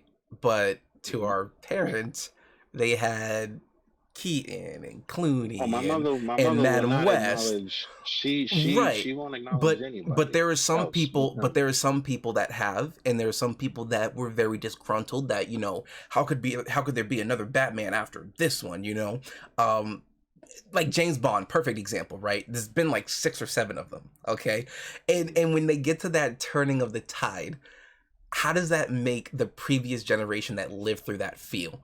I think that's happening to us right now with things like the Joker movie, where like that Joker movie is going to be someone's first, and it might get them interested enough to just look up who this character is, and they'll come across a whole treasure trove of like memorabilia. But like, man, you really hate this movie. That's crazy. Well, I mean, mind you, I kind of don't like its inception. I don't have anything against Joaquin Phoenix. I don't really have anything against really Arthur Fleck. I got him on speed dial, I'm telling on you. I don't, you know what I mean? Like, I'm not really that kind of person where it's just like, yeah, no, Kevin Conroy is the only, because I mean, I like, what's his name? I like Christian Bale. I think he's okay. I didn't care for Christian Bale. I'm sorry. I thought he was going to sound like Batman, and he sounded like he was pushing his breath out every single second. He did, but I mean, the reason why is because, what's his name? Christopher Nolan wanted what do we do in a situation where this is supposed to be as realistic as possible? And I mean, I love Kevin Conroy. Get somebody who talks like this all the time. Obviously, does that make sense to you? Kevin Conroy, and it works in the animation. Him lowering his voice a few octaves and then raising his voice a few octaves, you're gonna know who that is. And then when they did it with Ben Affleck, who I think got dealt a very raw hand, he had to deal with Zack Snyder. Yeah. I think that when he got the voice changer, but that's the charm of the comic books. It's like literally with Peter Parker. Like Toby never changed his voice. It's just kind of like that unspoken rule where like, they will never question, hey, where are you at when so and so happens? And when they do, they ham it up, I think the same could have been done with Batman, but okay, they want to tell Well, a realistic take of I it. mean, Sure. in fairness, I guess this will become the comic book episode. In fairness to thing, Marvel's whole thing, Spider-Man's really, I mean, so secret identities are kind of disposable in to Marvel characters. You know what I mean? Like Iron Man's always taking his helmet off. And the rest of them, they know Thor is Thor and whatever. Spider-Man is really the only one who really, really, really goes hard for protecting his identity and not letting people know who he is, Mhm. which is another reason why I really like him. Um, but I mean, yeah, they kind of just don't really pay much attention to it. And I think that, people who know Peter Parker can kind of, because I mean, Peter Parker's supposed to come off as kind of a dweeb, kind of a geek, kind of, hey, he can barely do like physical education. How the heck can this guy go out be Spider-Man? And mind you, originally he's a high school kid, turned college kid, turned worker, this and that and whatever. Like when it comes to DC though, they put a real emphasis on secret identities, and I think it comes no harder than Batman and Bruce Wayne. So because the limits that Bruce Wayne will go to protect his identity, coming off as a playboy billionaire, playing kind of dumb, playing kind of reckless, playing kind of thing when Batman's supposed to be this strict, disciplined, no been given kind of vigilante But who's would it super make more smart. sense for Batman with all of his wealth and affluence to put money into Gotham to actually keep it safe as opposed to dressing He up every does. night as a bat to beat up people? Because Yeah, he clearly does if both. people are still popping up, then there's a leak happening somewhere else. Well, he does both, but the thing that they say about Batman is that his methodology is that he wants to save these people, even though he knows that what they're gonna go to prison, they're gonna get out, they're gonna break out, they're gonna do this, they're gonna do that, but he's trying to get them to be redeemed, because if you feel like he can redeem them, then he's doing his part instead of just taking them Comic out books are kind of crazy.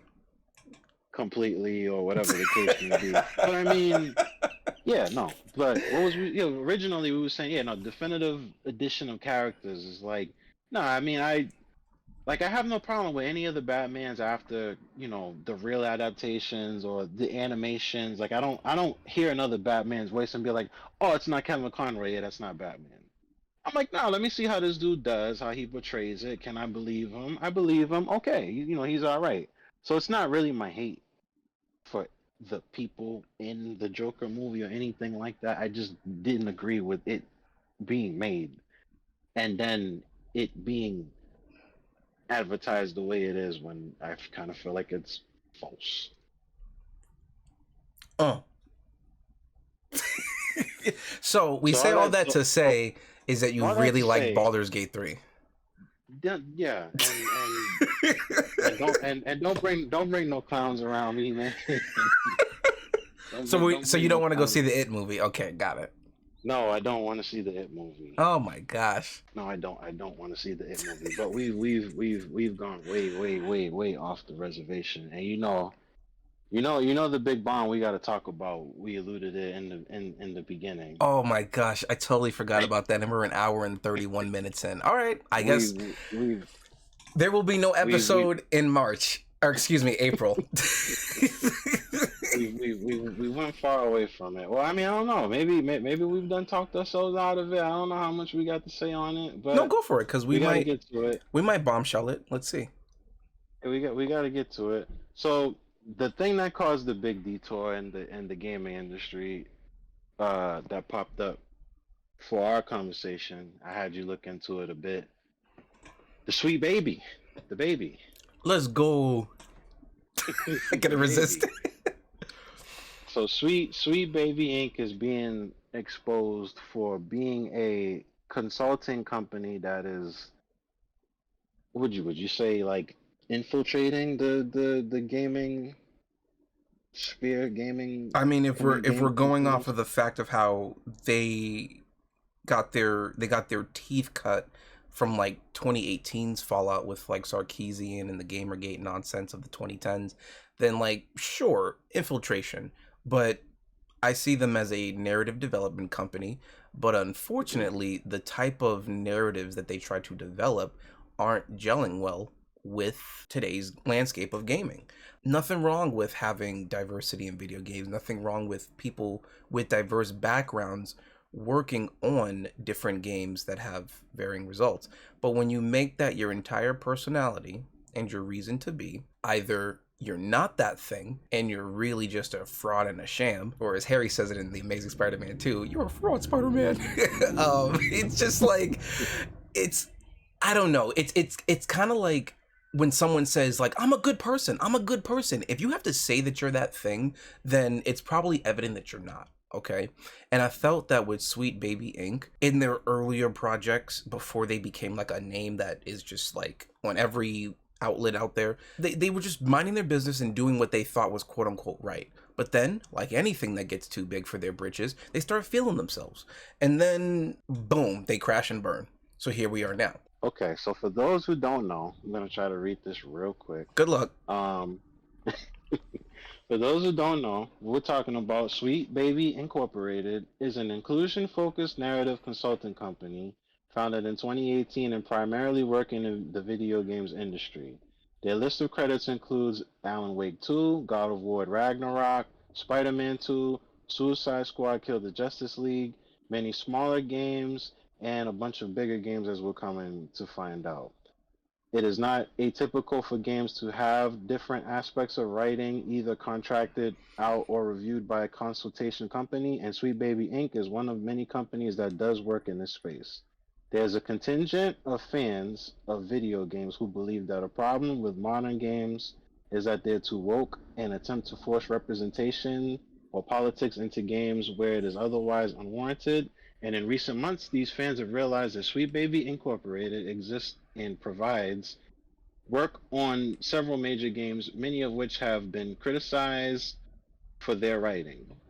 So Spider-Man 2's situation with them uh, kind of taking the mantle away from Peter Parker and moving everything over into Miles Morales, or incorporating that Miles is going to have a disabled love interest. She's deaf. Um, and the whole thing with Alan Wake, which do you know? I think they changed like a character in Alan Wake 2 where it was supposed to be like a guy or a white lady, and they made her black or something like that. Do you know? Because I've never played Alan Wake 2 or Alan Wake. No, but I would believe it. I did play Control from front to back, and I didn't know it was in tandem with the Alan Wake world till much, much later when I did the Altered World Events DLC or whatever it's called. But again, Alan Wake is just that game where like it does not have, even though it's a good game, it doesn't have the same cloud of recognition like Spider-Man, Ragnarok, Grand Theft Auto. I mean, I don't know, unless you got like some people who are like diehard like SCP Foundation fans, they might care about the switcheroo in Alan Wake, but like it can work. Having those switcheroos and those swaps can work, but when you try to follow them to their narrative conclusions that make sense, for Miles, for example, I don't think him trying to, if this is what they're going for in the third game, I don't think him trying to deal with Ock and the Goblin are going to hit the same way as if we saw Peter take care of it. Because historically, he doesn't have that kind of connection. Yeah, we know historically that this is Spider-Man's thing. This is Peter Parker's thing. And even though Miles is Spider-Man, he's a different kind of Spider-Man for a different type of crowd. That's in world and our world. Ragnarok worked because Kratos has just been on a complete mental health journey since like 2005. So that type of writing, that if we want to throw the word woke around, right, which is like completely lost all of its meaning, right? I've been chewing gum for the past 5 hours and it has more flavor than the word woke does in today's time. That type of story works for God of War. When I played the Valhalla DLC, I could see the quote unquote woke writing, but for Kratos' type of character, that really works for him. But it doesn't diminish everything that's come before him. And then you have things like Alan Wake and the Starfield and all these other games that Sweet Baby is supposedly involved with. But I think it kind of goes back to what we were saying before we started talking about the movies. you have this company that's meant to do this one specific thing for games. It's not even that they're a gaming development company. They're just there to see if people are going to be sensitive to certain things that are said or done that involve race or politics.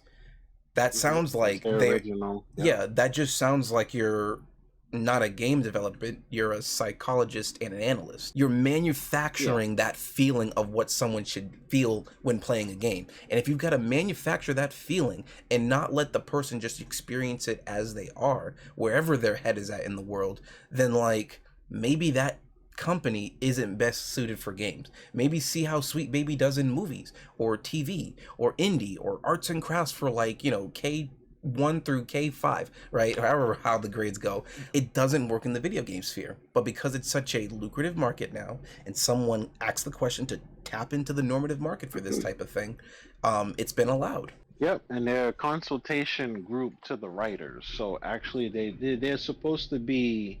So what it's supposed to be is that they're supposed to work together with the writing team to make sure that none of the dialogue is offensive, or none of the character like the characters are like true to themselves. I guess maybe they would not represent any harsh stereotypes. And stuff like that. And instead, so I mean, it goes a bit deeper than that. I think that this is why I had you look into it, because I need you to like make sure I don't step out too much and get it wrong. It's tied to a whole bunch of stuff that if you're a casual gamer, it's kind of boring to you. ESG scores and hitting a certain quota in DEI, which is diversity, equity involvement, or something like that, equality In involvement, or something inclusion, like yep. that. Making sure you have enough diversity in your game, including things like Right. You're races literally and trying to boil it down to a forced statistic, right? And if you're trying to force in this one group of people that aren't white, then that doesn't sound like diversity to me. You're including them, but you're doing it at the cost of a completely different race of other people. I know it's very popular now to like bash on white people and openly talk about how much you dislike a white person, big air quotes on the word dislike. And it's no different from how white people used to treat black people. This is, in a very weird karmic sense, the pendulum swinging the opposite direction. But that doesn't make it right. If anybody out there is talking about white people to the level of hate and bitterness like they do with black people, you are wrong for that.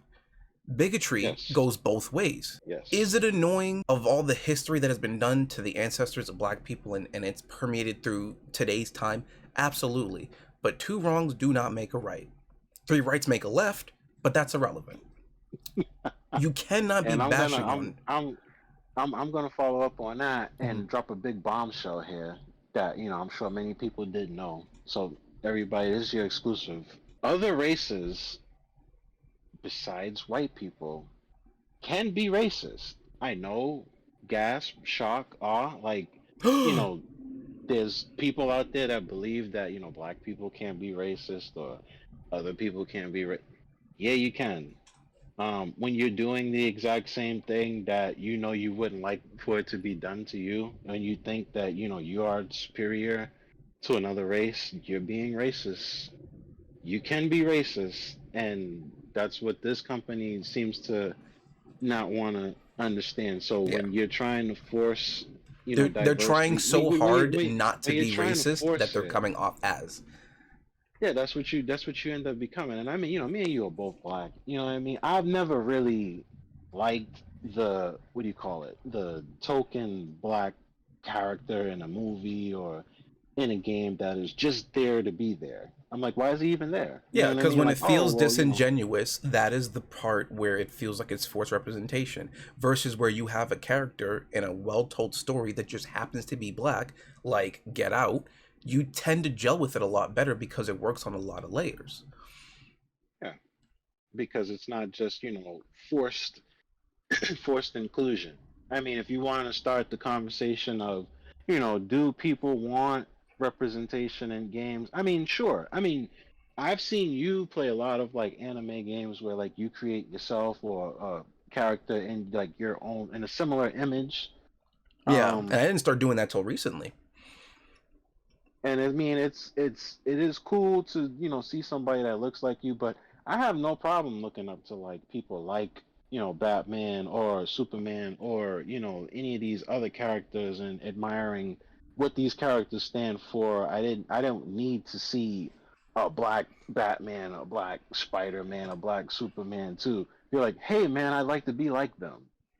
Like I don't need to see that. I don't need it to be forced. I don't need it to be anything like that. But with that being said, if you have an idea for a character that is, black or any other kind of race or any other kind of sexuality or disabled or something like that, and you have a genuine character for them, you have things for them to do, you have agency for them, you have a plot and development for them to go through. I think that's awesome. And it goes back to just like, if you make a good story, people will like the characters. If you make a good game, people will like the game. I don't think you need to Yeah. make a game about this group of people or that group of people for it to be good or bought. And I think that, seeing the games that these people have touched, not obviously God of War, not Spider Man. Those two are kind of like too big to fail. Suicide Squad. They're involved with Mortal Kombat 1. They were involved with the Saints Row reboot, the one that came out a few years ago. Being involved in those games and making those games be made for a modern audience, which is also thrown out a lot by them and thrown out a lot by people nowadays. Yeah, I tend to I hear don't think modern that. audience as a normative audience. It's an audience that couldn't care if it went one way or the other. If you tell it to them, they'll just nod their head and say, okay, cool. They won't question it. But characters that are made good, whether they're already established or made from the ground up, will naturally resonate with people if they're not forced. Goku is Japanese, but look how many people resonate with the nature of his character. Yeah. It's I'm just gonna title this episode "It's That Simple." I have figured it out. It is just that simple, guys. And to have these entire consultant firms, like, you get to get a whole department just to say, hey, make a good character. That's stupid. It's just that simple. Make a good character from the ground up. Don't try to force things that don't really gel or belong with that type of character's, I don't want to say origin, because then we'll probably loop back around to the Joker. But the nature of that character, if it resonates with today's time, or the topical nature of today's time with said character, it might work, it might not. If it works, cool. See where it can go. If it doesn't work, go back to the drawing board and don't try to force your way through the funk. But in Yeah. that same breath, for gamers in that community, be respectful of them at least trying something different. Well, I think a lot of people, again, like, so see, we've talked about it many times where it's like, we have no problem with, uh, any kind of characters, anything. It's like we want to see the character for themselves. We want to see what story the writers and stuff are gonna try to tell, and if we can gel with it or not. Even if it's not anything that we've personally been through ourselves or whatever. I've never been bitten by a spider and gotten radioactive powers and fought crime in New York City. I don't think you have either. Nope. Neither one of us are billionaires who, thank the Lord, have lost both of our parents and dress up at night and fought crime. Like, we don't need to go through these things to, mesh and gel with these characters. That being said, we can understand where they're coming from and, we get down with the stories that they're telling because we like them. If you can make a good story, if you can send us on a ride, that we enjoy the ride, we enjoy growing with these characters, going along with these characters or whatever. If they have an actual character, I don't think we're gonna care if they're gay, if they're straight, if they're black, if they're white, if they're from Earth, if they're not from Earth, if they're, you know what I mean? Like, we're not gonna care. I Right. mean, you played a game. You played a game about pigeons.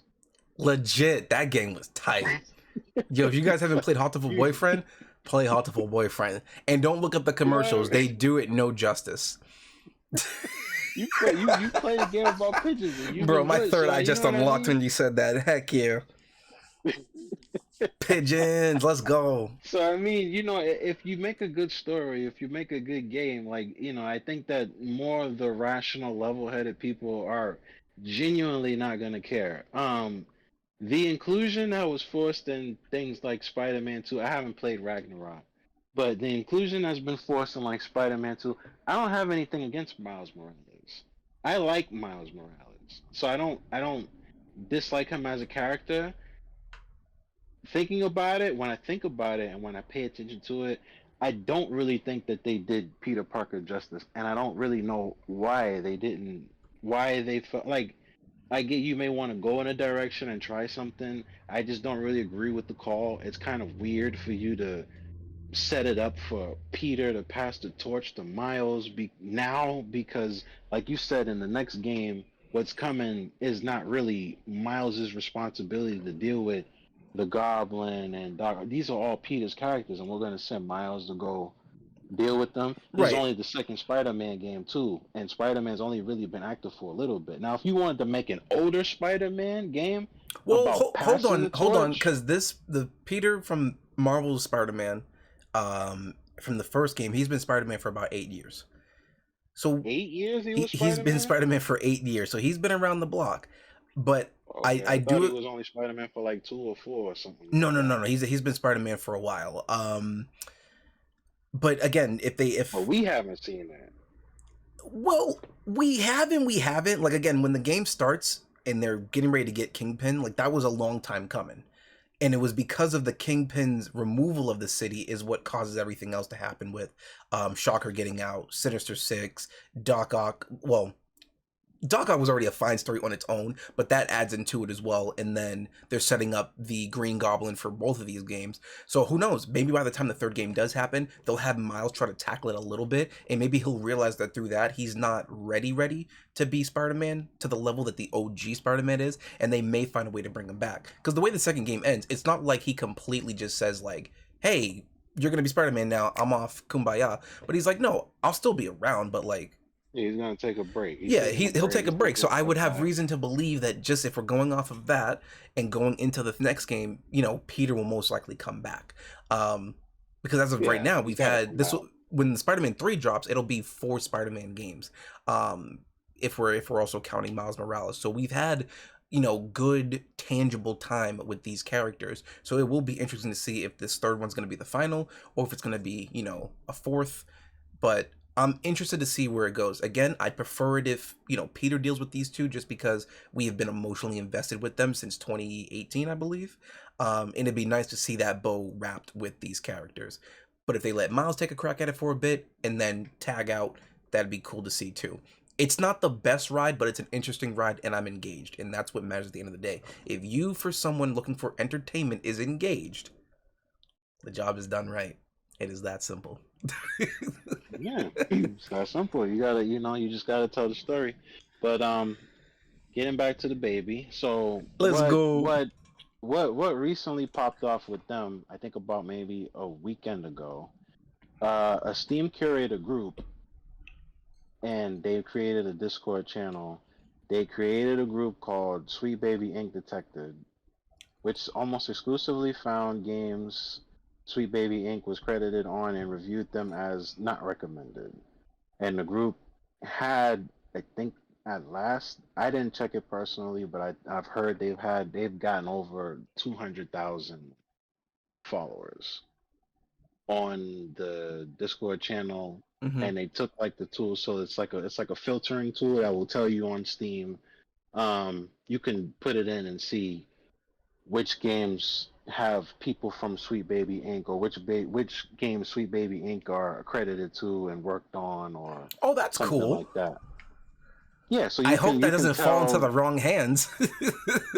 Well, I mean, a curator tool, the tool, you know what I mean? It's kind of like it's to filter games that you might be looking for, like Dark Souls like games or like combat like games or games that kind of resemble like Final Fantasy or anything like that. Hmm. And they took it to be like, oh, we can look at it for games that have had Sweet Baby Inc.'s hand fingerprints on it. Which I mean, again, like if the game is good, like you're always gonna have groups of people that don't like certain things or whatever the case may be. Just Hmm. like certain people don't want to have sports games, certain people don't like fighting games, certain people don't like racing games, certain people don't like whatever. So if they have these things, these elements in it, people will want to know, or some people are looking for that. So I mean, I guess they took it and they want to use it against Sweet Baby, because I mean,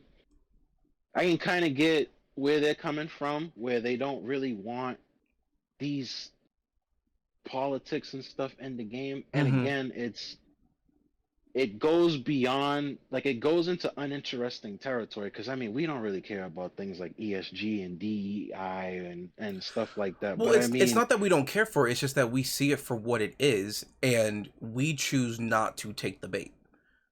well, when I say If we don't care for it, I mm-hmm. mean, like, we don't really, we're not into like the statistics, but the companies that make the games are, because when they hit these quotas or whatever, they get a loan. You know what I mean? They get money to make the game. The company gets more money to that they don't have to spend themselves to make the game.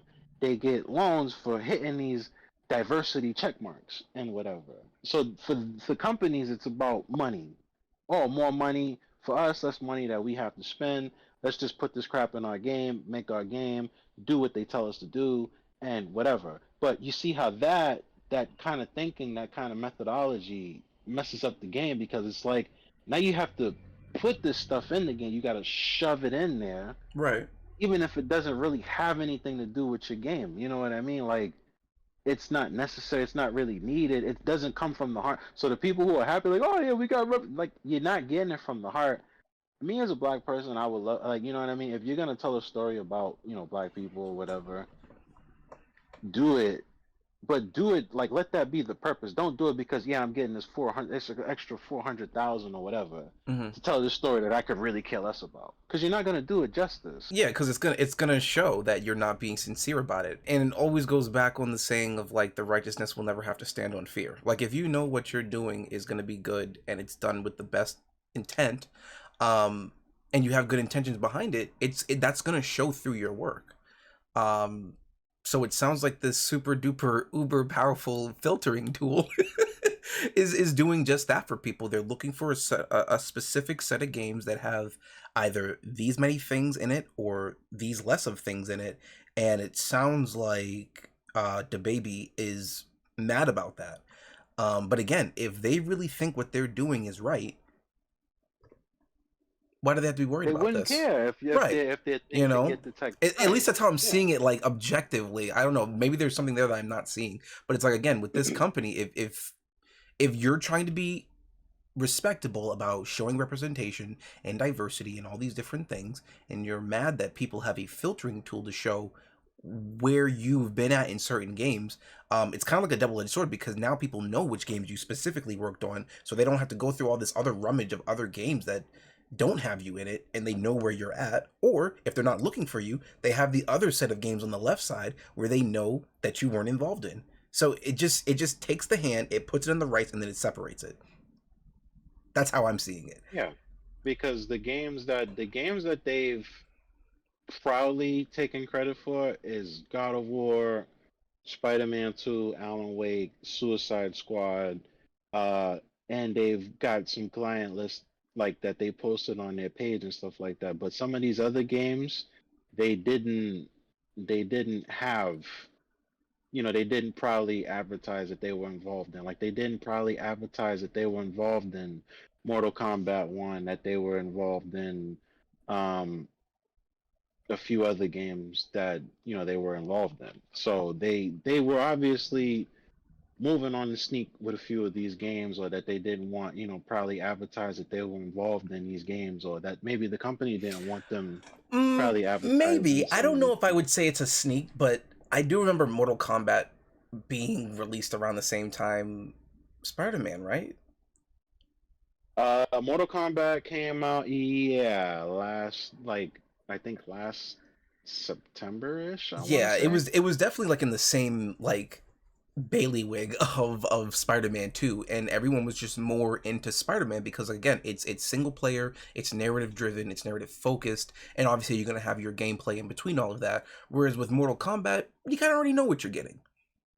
They already tried to reboot the world a gajillion times, right? So you get like that little bit of an interest factor, but it's gonna wear off after like the first 5 hours. But with Spider-Man, you're just really excited to see where these characters gonna be at. I want to come back to this world. Whereas in Mortal Kombat, not saying that Mortal Kombat's trash or anything, it's just that like you kind of know the package deal when you get a Mortal Kombat game. It's never gonna change Well, the anything. Mortal, You're not gonna skip a cutscene and then be in the middle of a cockpit driver seat in like Gran Turismo. You know, it's story fight, rinse repeat, end credits. But Spider-Man's a yeah, little different. they're not very happy with how that game was going. The fans of that one. They was also involved in Gotham Knights as far as big games go. Assassin's Creed Valhalla. Yeah, so I don't think people knew beforehand that they had anything to do with some of those ones. When that got like published, they wasn't too happy about it. So they let me see here. It says one consultant who worked for Sweet Baby Inc. discovered that this group existed and the curator tool in combination with the other sentiment about Sweet Baby Inc. And they concluded that this group primarily existed to drive its members to negatively review games Sweet Baby Inc. worked on, or to harass the developers or staff for working with them. In response, this consultant publicly asked her followers to report the F out of both the Steam Curator group and the Twitter account of the person running it.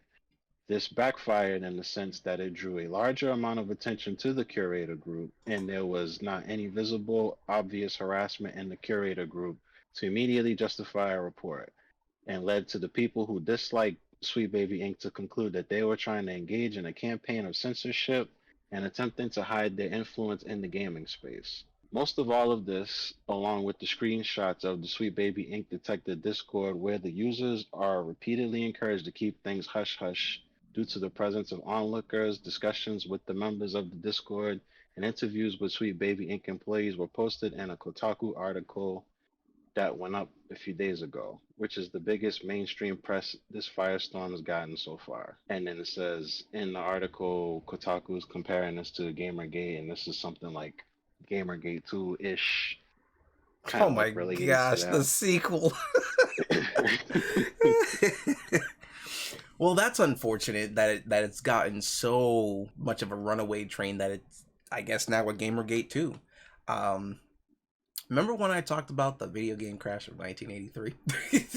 It Like, all did start. It did start with that, yeah. like we've been talking about this since like, or I've brought this to your attention in like passing since as early as like 2019, right? When we started to see like, you know, Battlefield with the Star Wars game with the loot box and the microtransactions, and like this was like the new trend of gaming, right? Everyone was trying to copy the Overwatch format, and then Destiny kind of hit the nail on the head. Now everyone's trying to copy the Destiny 2 format, and I was just like, yeah, this is gonna burst at some point. We don't know when, but enough games are going to keep on doing this thing. It's going to get oversaturated, and then it's going to pop, and then out of that you're going to get things that take their time with the process, want to make good games, want to return to that form, and then it's going to swing back the other way, and then we'll be in a good grace period of where like, hey, games are cool now, these things are fun, they've got great gameplay loops, they respect my time, and then rinse and repeat, and then hopefully it'll stay that way for a good year, and then the next generation can see poo-poo games. That's how the market goes. But yeah, we didn't talk Fortunately, about this for a minute, but it's crazy that it's actually yeah. happening, because when you brought it to my attention, I was on vacation, so I didn't hear nothing.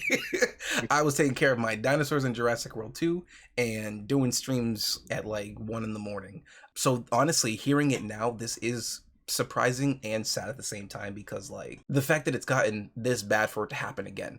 That's kind of the whole. You remember how, well, we don't remember how because we weren't born in that time, but before it was called World War, it used to be called the Great War, because it was so great it should never happen again until the second one happened.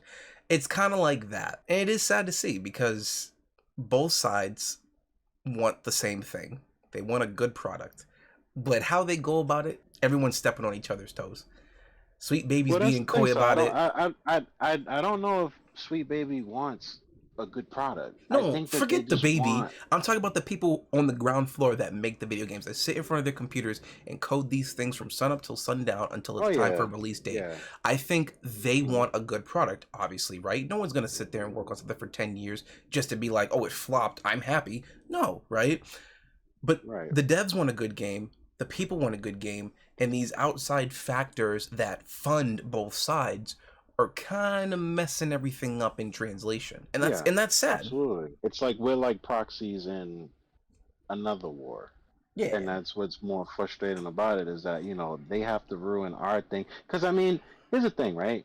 When you have to navigate, and I mean, no, I'm not one of those people that get lost in the thing of like fiction and can't tell fiction from reality. But when you're in the real world and you have to, you know, delve into topics that you might not care about, like if somebody came up to you and talked to you about sports, or if somebody came up to me and talked to me about like politics or something like that. And it's Mm-hmm. like, yeah, we kind of have to like talk about this because it relates to the world, and you got to deal with it, and you got to deal with what's going on in the world, and it's not really pretty out there nowadays. But you have to deal with it, and you have to talk about it, and you have to be informed about what's going on. When we come home and we dive into our hobbies, we want to escape. We want to have that escapism. I don't want to dive into my hobby and be preached at about this and that and whatever. I don't want to dive into my hobby and have to see some of the same themes or the same things that is going on in the thing. Now I get it, art does imitate life,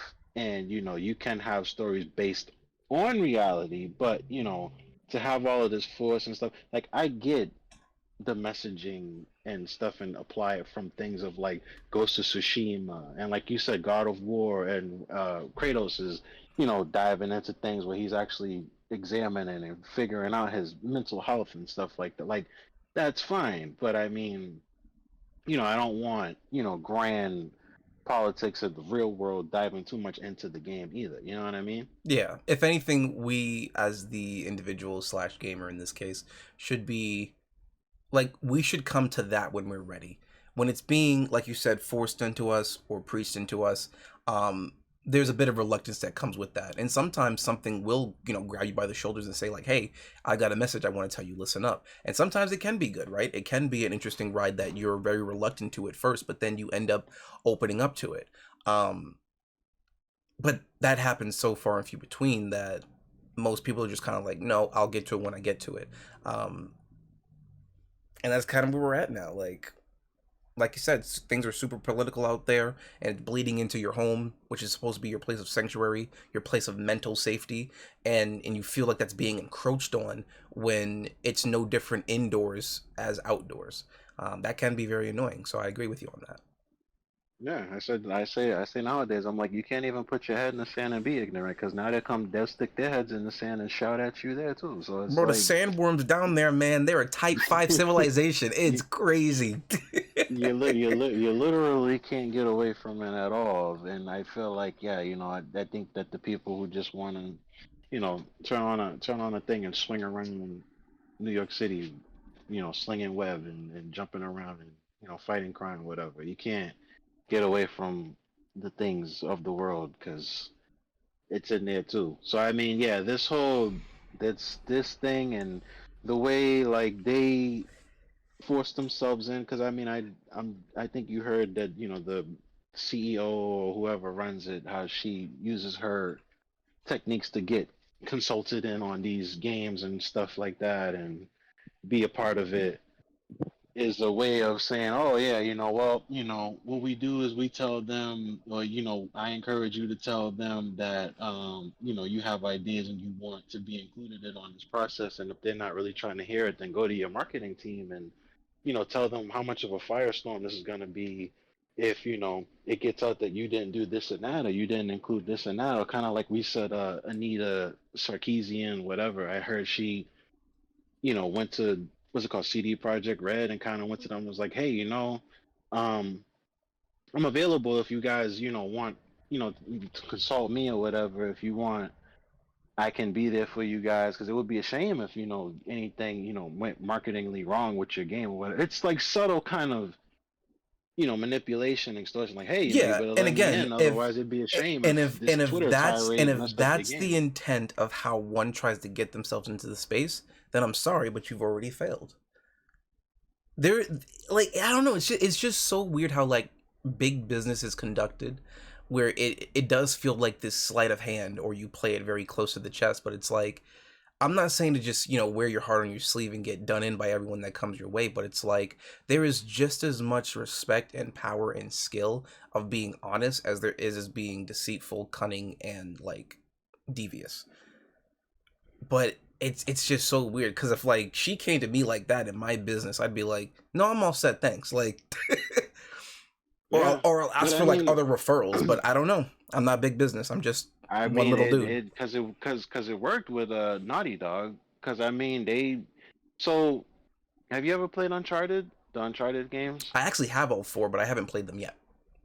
So I guess the lady, there used to be a lady who was like in charge of like the writing and directing for along with Neil Druckmann, but for the Uncharted series up to I think four. And when four was getting ready to be made, that was when, Anita Sarkeesian was going off. And so I guess Neil Druckmann kind of like bought the Kool-Aid and the lady who was in charge of the other Uncharted games, she left because, she kind of got drove out of her position. Mm-hmm. And then Neil Druckmann took over completely, and him, along with Anita's influence, they did the fourth game, which takes kind of a strong turn in Nathan Drake's character from the previous three games, and you can kind of tell, or people say they can kind of tell and see that there's a big difference. And then also with The Last of Us 2, highly controversial, um, and how they did Joel, and how they did Ellie, and how they did Abby, and everything that was going on with that game. And a lot of people are mad that about what happened to Joel, about him being killed. And I kind of took it as like I was telling somebody else when it was like when they was talking to me about how Batman dies in a Suicide Squad, and I was like, I don't really think that they're mad at the fact that Joel died. I mean, I think that like more level-headed people will be like, yeah, I get it. It's Ellie's game. Joel has to die for Ellie's character to go on this journey.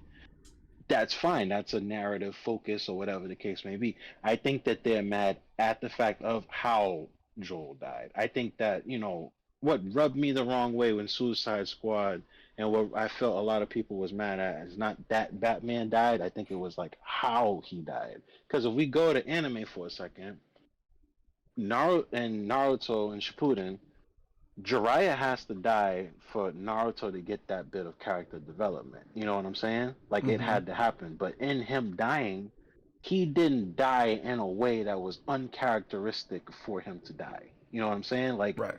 he lost the pain. He did what he had to do.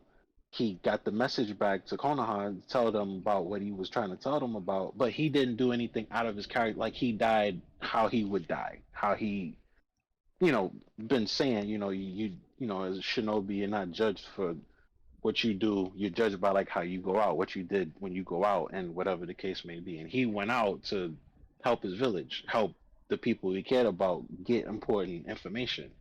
Joel died in a way in his game, in a way that is like, man, this is Joel. This is Joel, super paranoid, not trusting of anybody, not trying to think, super careful, this and that and whatever. He kind of got caught lacking in a way that you wouldn't really But expect him I to get caught lacking. But I thought, to my understanding, that by the second game's pickup, he's gotten a little more lax. Like he can still, throw a nail bat with the best of them, but he's been put back into society with I think his brother. Like Yeah, so he's a they bit more. He's a bit more relaxed. yeah, I would He's not as say hard as he was in the right. first game. And I think it's because of that's how she creeped up on him. I understand that a piece of it is a retcon, but if we're looking at it for just how the story gives it to us, I will always say, yeah, he kind of got laxed, and unfortunately, it cost him his life. And then because it's narrative driven, this is also going to light a flame under Ellie, and it's going to put her on her whole path. Um, I didn't mind his death. I actually do want to play The Last of Us 2 at some point, so I can't speak too much on it. But yeah, because the first one was solid. Like, and the fact that that game ended, the first one, where he lied to Ellie, and Ellie says it in a way where she knows that he's lying, but she was hoping that maybe he'd be honest with her. I was like, yeah, that's gonna come back and bite him in the butt.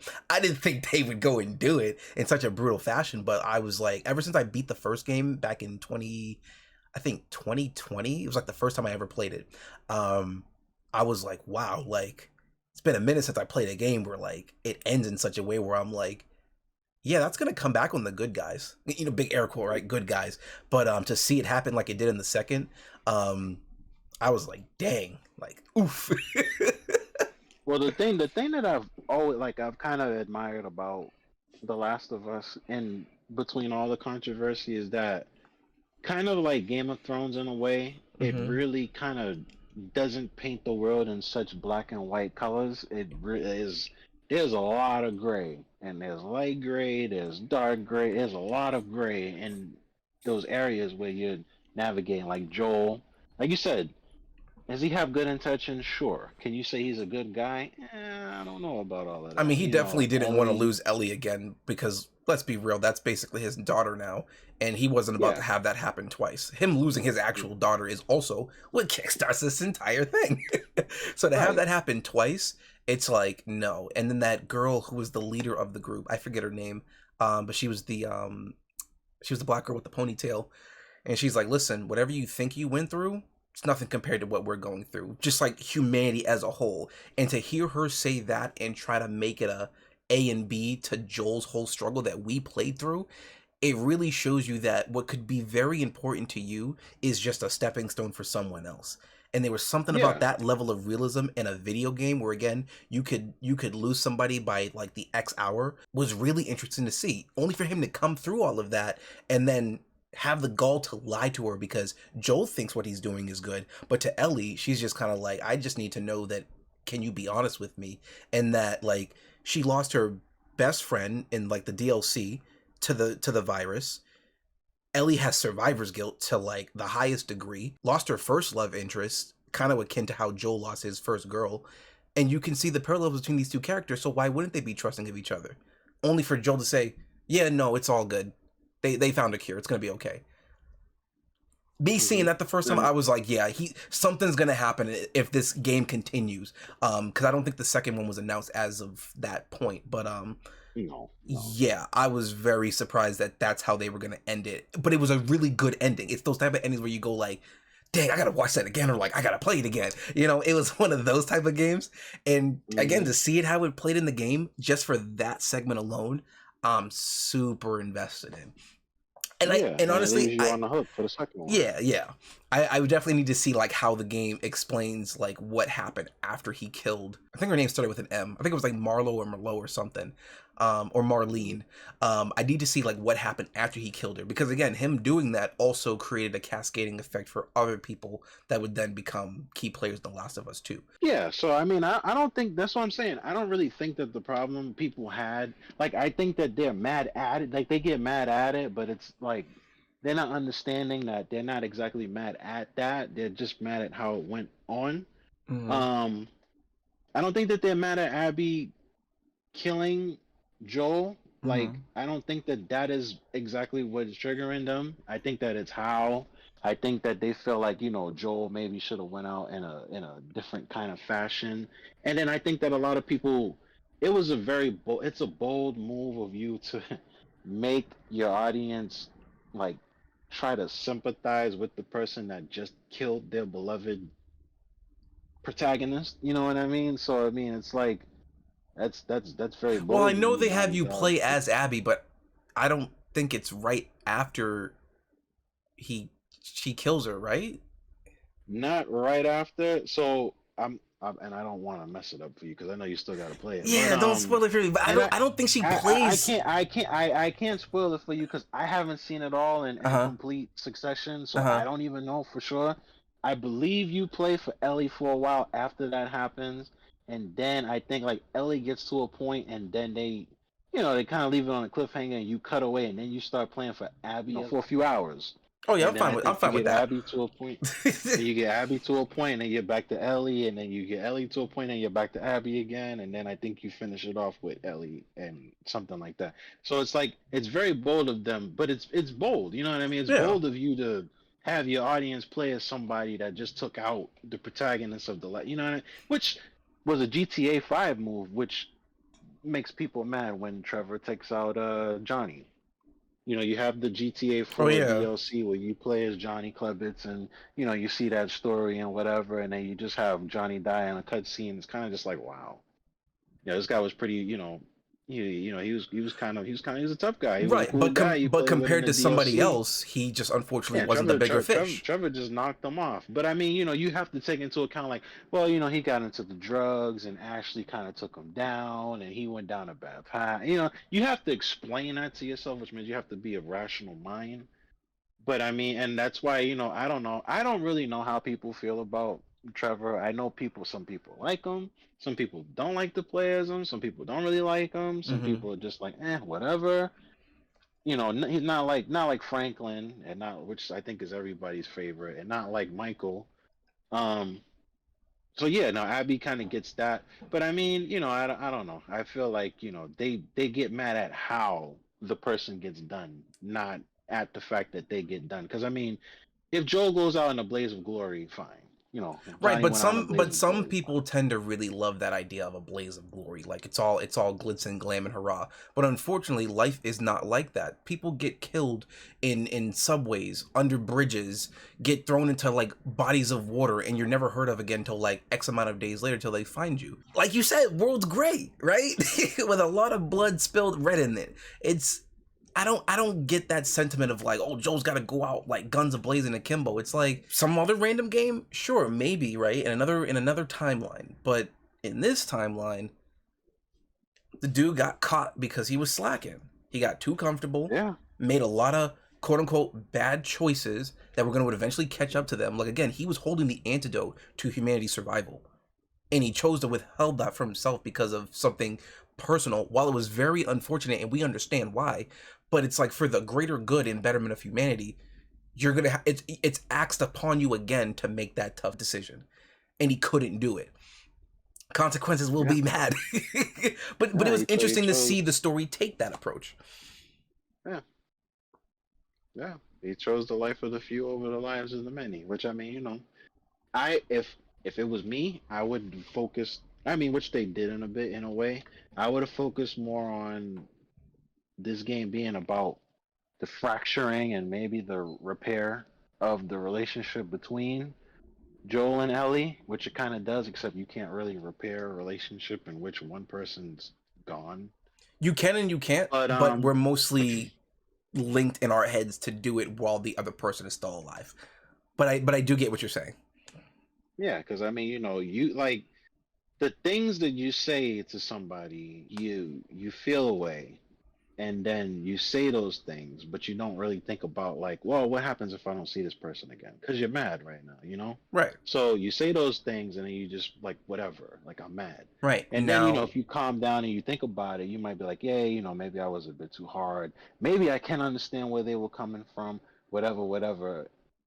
But if they're not there, you can't really say, or you can say it, but they're not gonna hear it. I'm sorry, right. So now blah, blah, it blah. becomes an even harder struggle because you now have to find meaning and solace within your own sense of conviction as if the other person was there, which Yeah, you have the capacity to do, but again, we are social creatures, so it behooves us to have the other person standing in front of us for that to be reciprocated. But because that's not there because of things that happened prior, that I guess one could say they took for granted is no longer there. It's like, okay, now your brain has to like auto snap to this other pathway to try to salvage what was there. That's very tough to do, and to put that in video game form, I think that's pretty cool. So that's why I've always wanted to give The Last of Us 2 a chance, but obviously, I'm backlogged, you're backlogged. We all backlogged around these parts. So it has been on my radar because the first game was just such a like a whoa, like this is a video game kind of thing. It was really cool.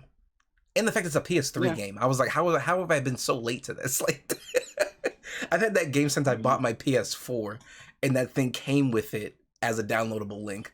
Yeah. Yeah, well, now The Last of Us is a PC game, PS3, PS4, maybe I think PS5, and The Last of Us 2 is getting, or maybe it already did get remastered or whatever. Yeah, it's been repackaged quite a lot, which I think is obviously stupid.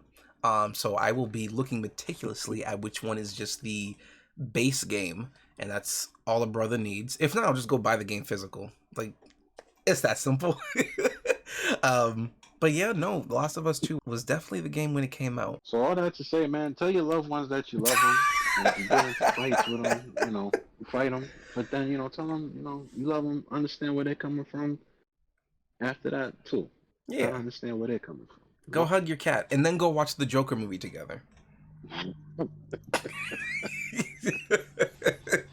Anyway, but Well, yep, no, that's what's going on with that. That's what's going on with the baby gaming let's culture. I go. don't know. Maybe heading into Gamergate 2. I wasn't even aware of Gamergate 1 when that was going on, but Maybe we'll get a TV Gamergate 2 series. or another crash or culture war. There's been a lot of fancy words being tossed around. I know, right? Very, very Just strong language. a lot of things that describe what nonsense and tomfoolery is going on now. But yeah, I don't know, man. I don't know. Gamer might be in some trouble, huh? It might be, but hopefully, out of its destruction, something new and beautiful can be found. Charles Dickens, page 5. Uh, but yeah, no, guys. At the end of the day, I think we even said this in the last episode. Just don't get too caught up in it. Don't take the bait. Relax, lean back, enjoy your Yeah, games. Don't like don't like don't like Phil don't let said, these play. companies get you the way that you want them to get you. Like, don't spend your days getting mad at them and being all hot and bothered, because at the end of the day they don't care, right? We already see them as a faceless corporation. They see us as a bunch of people who just take whatever's given to us, and it's like, don't even give them the time of day. It's not worth it. You got other things that are Yeah, more important. and play something you find enjoyable. Yeah, Like you don't have to feel the need to buy the new this just because, or buy the new that just because. But stand on your feet and play something that you find enjoyable. Don't worry about things saying, oh, you're gonna be like. That's why I bought Hogwarts Legacy.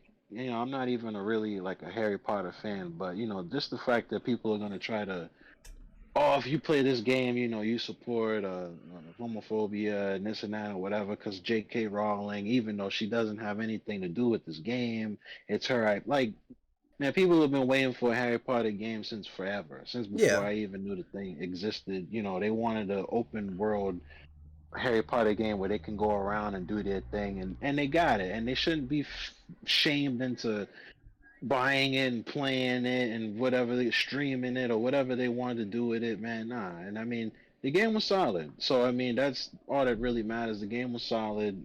It was a good game. It was made with, you know, care and all the things that a good video game should be made with. And at the end of the day, I feel like that's what's most important. yeah. You'll be very surprised how far removed from the politics one can actually be when they just play something that they genuinely like. And if it makes you happy, then your happiness doesn't need to make sense to anyone else. It's that simple. It's that simple. It's that simple. That's it. That's what we're going with this That's gonna week. be the counter to Todd Howard's "It Just Works." That's what was feeling in my head when I said that the first time. I was like, I feel that from somewhere. My ancestry kicks in. Yeah. But yeah, no, guys, go have fun. Go watch your movies. Go play your games.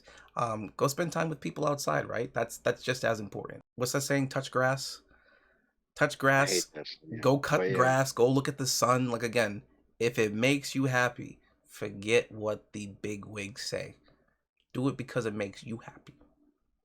Unless you play Genshin Impact, then you sit in your corner. You sit in your corner and you get your gotchas, and I hope you unlock Kui for the 15th time. it's that simple. It's that simple, yeah, it's that simple. Mary Sue was found dead in his basement while trying to play Genshin Impact. Cool. Well, listen, at 2 hours, 29 minutes, and 7 seconds, might be lower by the time I am definitely going to be editing this video. That's where we're at. There will be no episode in April, okay? So enjoy this one, marinate it, let it sit in your bones for a minute, okay? For y'all who like this stuff, thank you. Um, I don't know. I'll try to work on them for April if you guys want it. If not, then yeah. Hey, do you Because I guys mean, want a this separate segment where it's just money? this is a big one. No, I don't need a solo segment. I We'll don't just need call it Money Green. I'd watch that movie. Hey, I'd buy that for $1. I don't need no segment. Like, But yeah, no, I echo yeah, his no, sentiments. I knew this was gonna be a big one, but yeah. This was chonky. This is 2 hours and 30 minutes. This is a Michael Bay movie if I ever saw one. Big time, man. But yeah, no, we appreciate the support. We appreciate the people who watched the pilot episode. We appreciate people who are gonna watch this one on my side of the world and Money's side. I'd call you a sweet baby, but I mostly say honey buns for people that I enjoy. So you guys aren't sweet babies. You're capable adults, living, thinking, breathing, and feeling adults who question everything. Very important. So yeah, be sweet honey buns. It's that simple. It's that simple, guys. It's that simple. It's that simple. Oh my gosh. All right, I got the thumbnail in mind and I got the title. Perfect. It took me 2 hours and 30 minutes to get there, but I finally did it by the grace of God. Yeah, that's it. Per usual, like the video if you like it, dislike it if you disliked it. I don't know why you would. We talked about the Joker. Everyone loves the Joker movie, okay? Share it with your friends and all that jazz. Money, anything else left you have to add? That isn't a tirade. He said, "Hoorah!" Nope, I got nothing else to add, man. Other than, I mean, we said it already. And go out there and enjoy yourself. Enjoy something that you love. Enjoy time with people that you love, and don't get triggered like I do over the Joker movie. Yeah, it's literally not worth it. It's not worth it. Joker doesn't care about us. And that's just the sad truth at the end of the day. So with that being said, the Bible said it was late in the evening. And I need all of y'all, after 2 hours and 31 minutes, to take a deep breath with us. Say it with us. Stay happy, stay healthy. Please, don't do anything we wouldn't do except be sweet babies in all the ways that actually matter. But always keep on being creative. I have been Marcell. And this is Money Green. And you, the wonderful viewer, have been a blessing. Take care, good night, and God stinking bless. Bye.